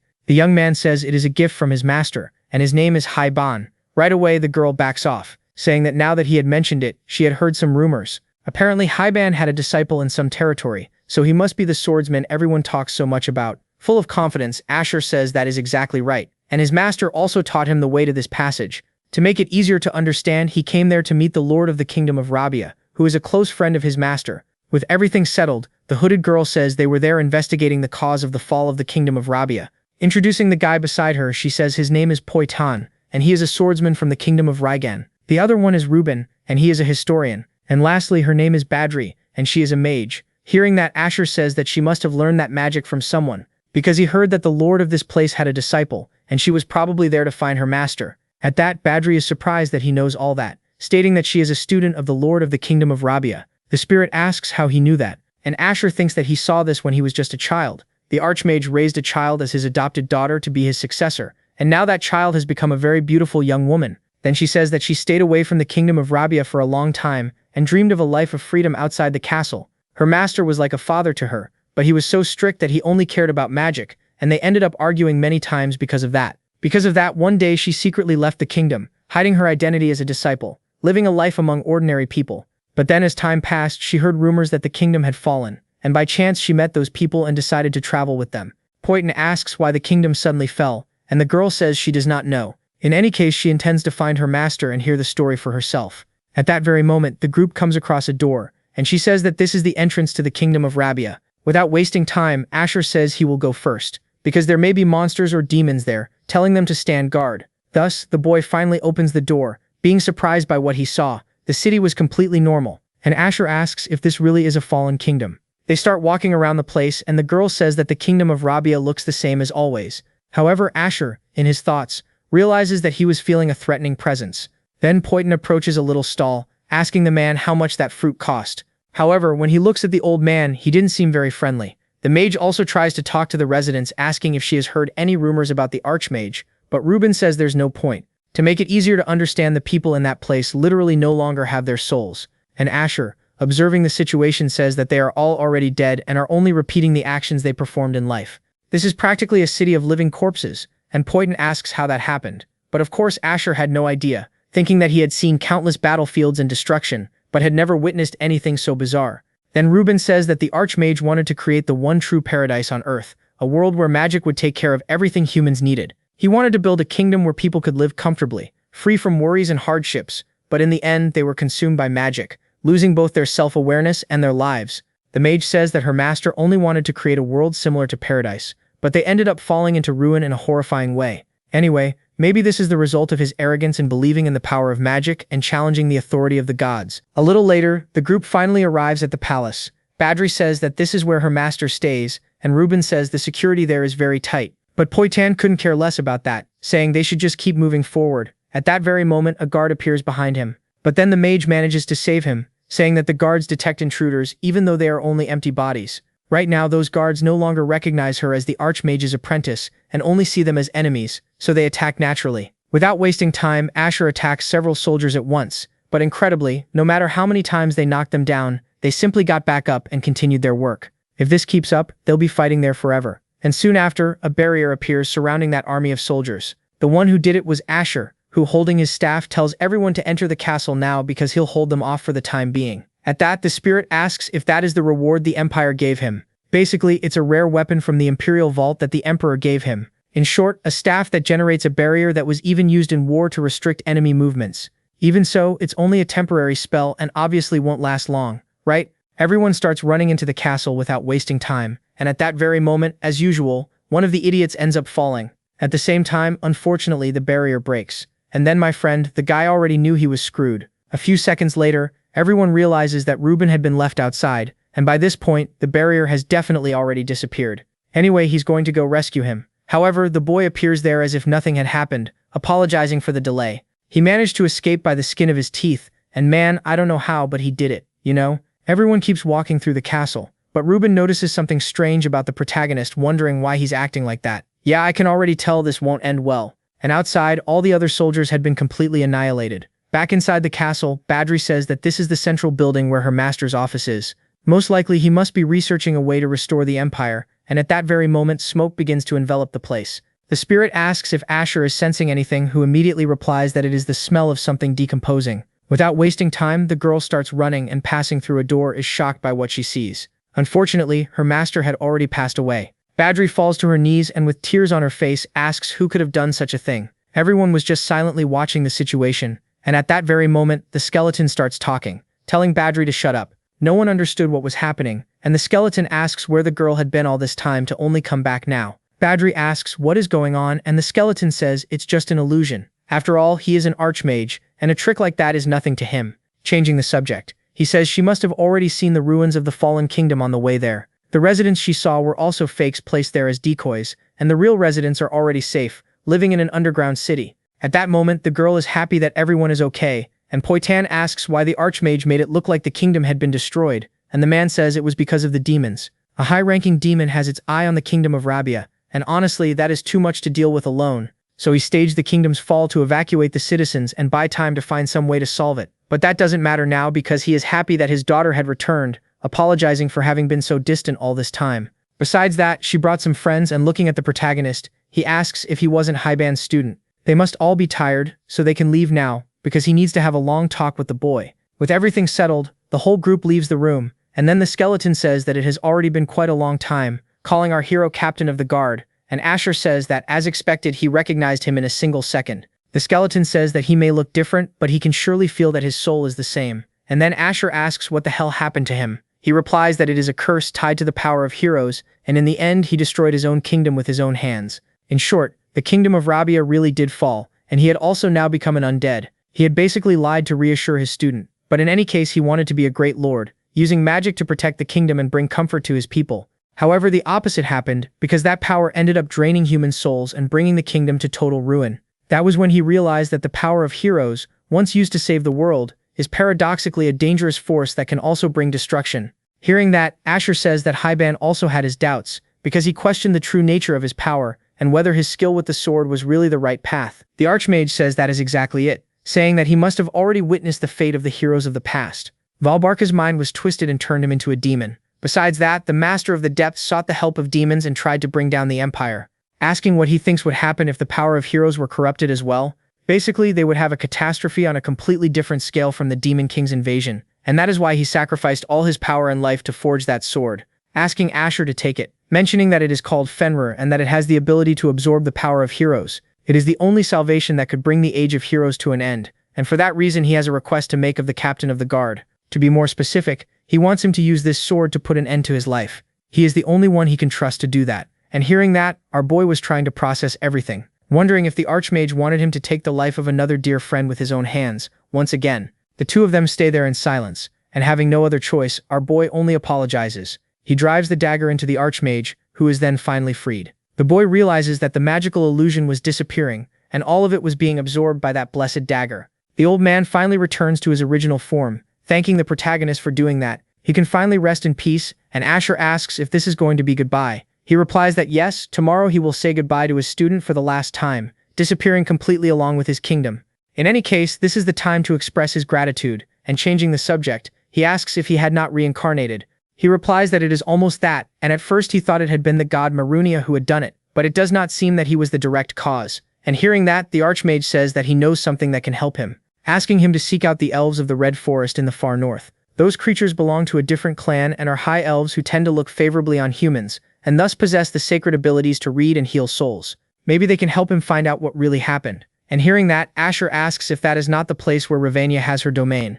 The Archmage says that is exactly right, and that is why when he gets there he has to see whether the girl is well, because he heard that northern goblins almost invaded the Empire. But even so, our boy did not want to meet that woman, and the Archmage says that she is still his companion, and even though she is arrogant, she is quite admirable. She chose to live in that hostile land of her own free will just to protect humanity. Asher also has a good heart, and because of that he is sure that he and Ravania will be able to reconcile. A short time later, the little group from before was in the Archmage's room, happy that he had returned to his true form. Badri says that she could not find our boy, and her father says that he has already left. The boy is busy carrying out Haiban's orders, and it is a shame, but he also needs to leave, and Badri asks where he was going. He replies that the demon's surveillance is getting worse, and at this rate he may no longer be able to protect the kingdom. In any case, he plans to hide it and take refuge in an underground city. The girl says she understands, asking when they will meet again, and the old man falls silent but asks her not to worry. After all, they will not stay there for very long. And then at the same time he hands the girl a kind of amulet. He says that with this pendant she will be able to use barrier magic, and he hoped that she would become an excellent mage. The girl is happy with the gift, and then the old man says that it was a pleasure to meet all her friends.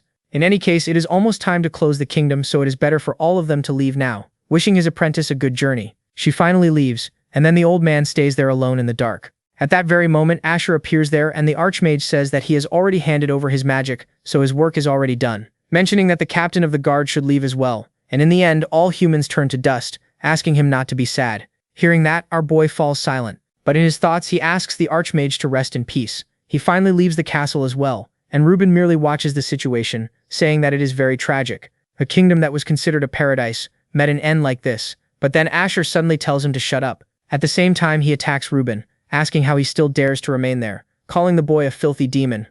So that one is a demon. At that very moment he starts laughing, saying it's no wonder he has been so cold. Either way, he is quite intelligent, calling our boy the one who does not change. Honestly, he is very perceptive, because he completely hid his magic and even disguised himself as that human. The spirit says it could sense absolutely nothing, asking how Asher knew that he thinks he knows that voice, because it is the voice of the demon who toyed with him and caused Krokos' death. Then the demon asks to introduce himself once again, mentioning that he is the supervisor of the demon realm called Bafula. Asher thinks he has heard that name before, and he is a being recorded in the forbidden books in the Empire's underground library. He is described as the god of the demon realm, and Krokos probably should have read those forbidden books as well, and had searched for them to obtain this magic. Raising his sword, the protagonist tells him to get straight to the point, asking why he appeared before him. Who, with a laugh, claims he only came to see what this so-called paradise was like, but it seems it was a failure, and it is sad that someone thought they could build a kingdom with such inferior magic. Besides that sword he had received interests him, and he would certainly be happy if the protagonist handed it over. It has some rather interesting abilities, and perhaps destroying the human kingdom would become much easier with it. Obviously our hero was not going to hand it over so easily, right? And charging at the demon he tries to land a blow, but incredibly enough it has no effect, and Bafula says that he is the god of the demon realm, and things like superhuman strength or mastery of skills mean nothing to him, and honestly killing him would not be a problem. At that very moment Asher is sent flying, and the demon, summoning a portal, says that is enough playing around for today, but he has to stay sharp because next time he will definitely take that sword. Until then, that is how things will stand. And then the spirit asks if Asher is alright, who, observing the situation, lets out a laugh, thinking that this was a level of power he had never felt before. A short time later the spirit asks how Asher feels, who asks if he knows anything about Bafula. The spirit says he is a divine being above even the demon king,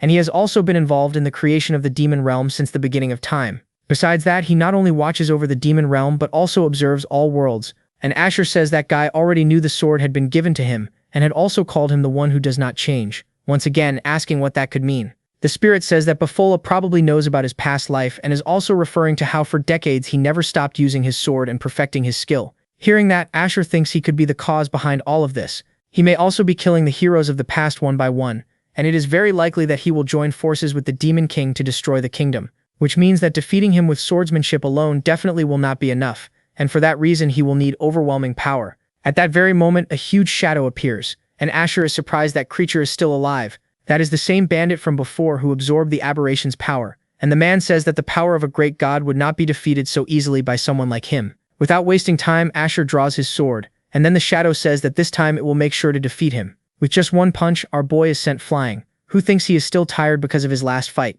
The monster says his end has come, declaring that it will take its complete form and become the great god of this world.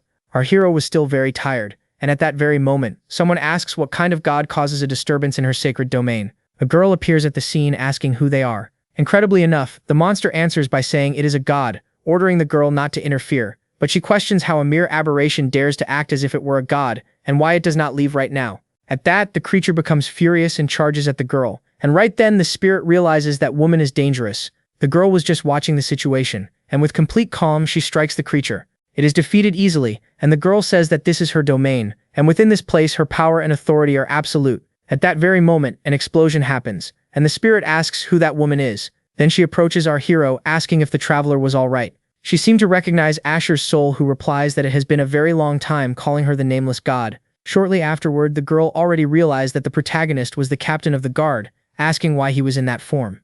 Meanwhile, a soldier says he heard a loud noise coming from the other side of the forest, asking what happened, and the guy says it seems an explosion was caused by the destruction of something. The priestess was watching everything from afar, wondering if the protagonist was in that place. The commander then orders them to change course and move their forces toward the forest, thinking that it seems the search area to find Asher is shrinking little by little. The scene then shifts to a house, and Asher says that thanks to her he is feeling a little better. The girl says she will bring something for him to eat, and the spirit asks how he knows her, saying that she once held the status of a goddess and is on the same level as the sun god in Marwenia.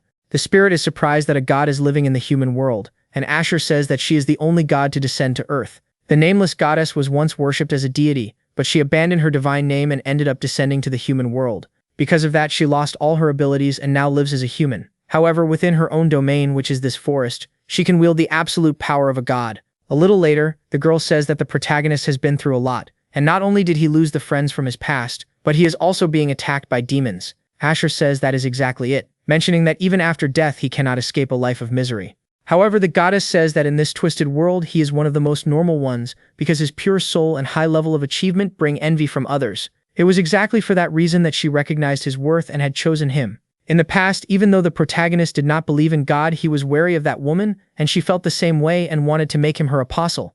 If he had accepted, he would have gained immense power, but unfortunately, he ended up refusing. Gaining power that way would not be an achievement of his own, and the girl says that is exactly why she wanted him as her apostle. She had seen many people succumb to the temptation of power, but he never hesitated, following only his own path, and honestly, he cannot understand how captivating that is to a god. Asking if he does not want to reconsider and become her apostle in this life, and hearing that, Asher says she definitely has not changed. At that very moment, someone knocks on the door, and man, the commander from earlier was there. The goddess appears at the door to receive them, and the soldier says they are the Solar Knights. To sum it up, they are looking for someone, asking if she knows a man named Asher.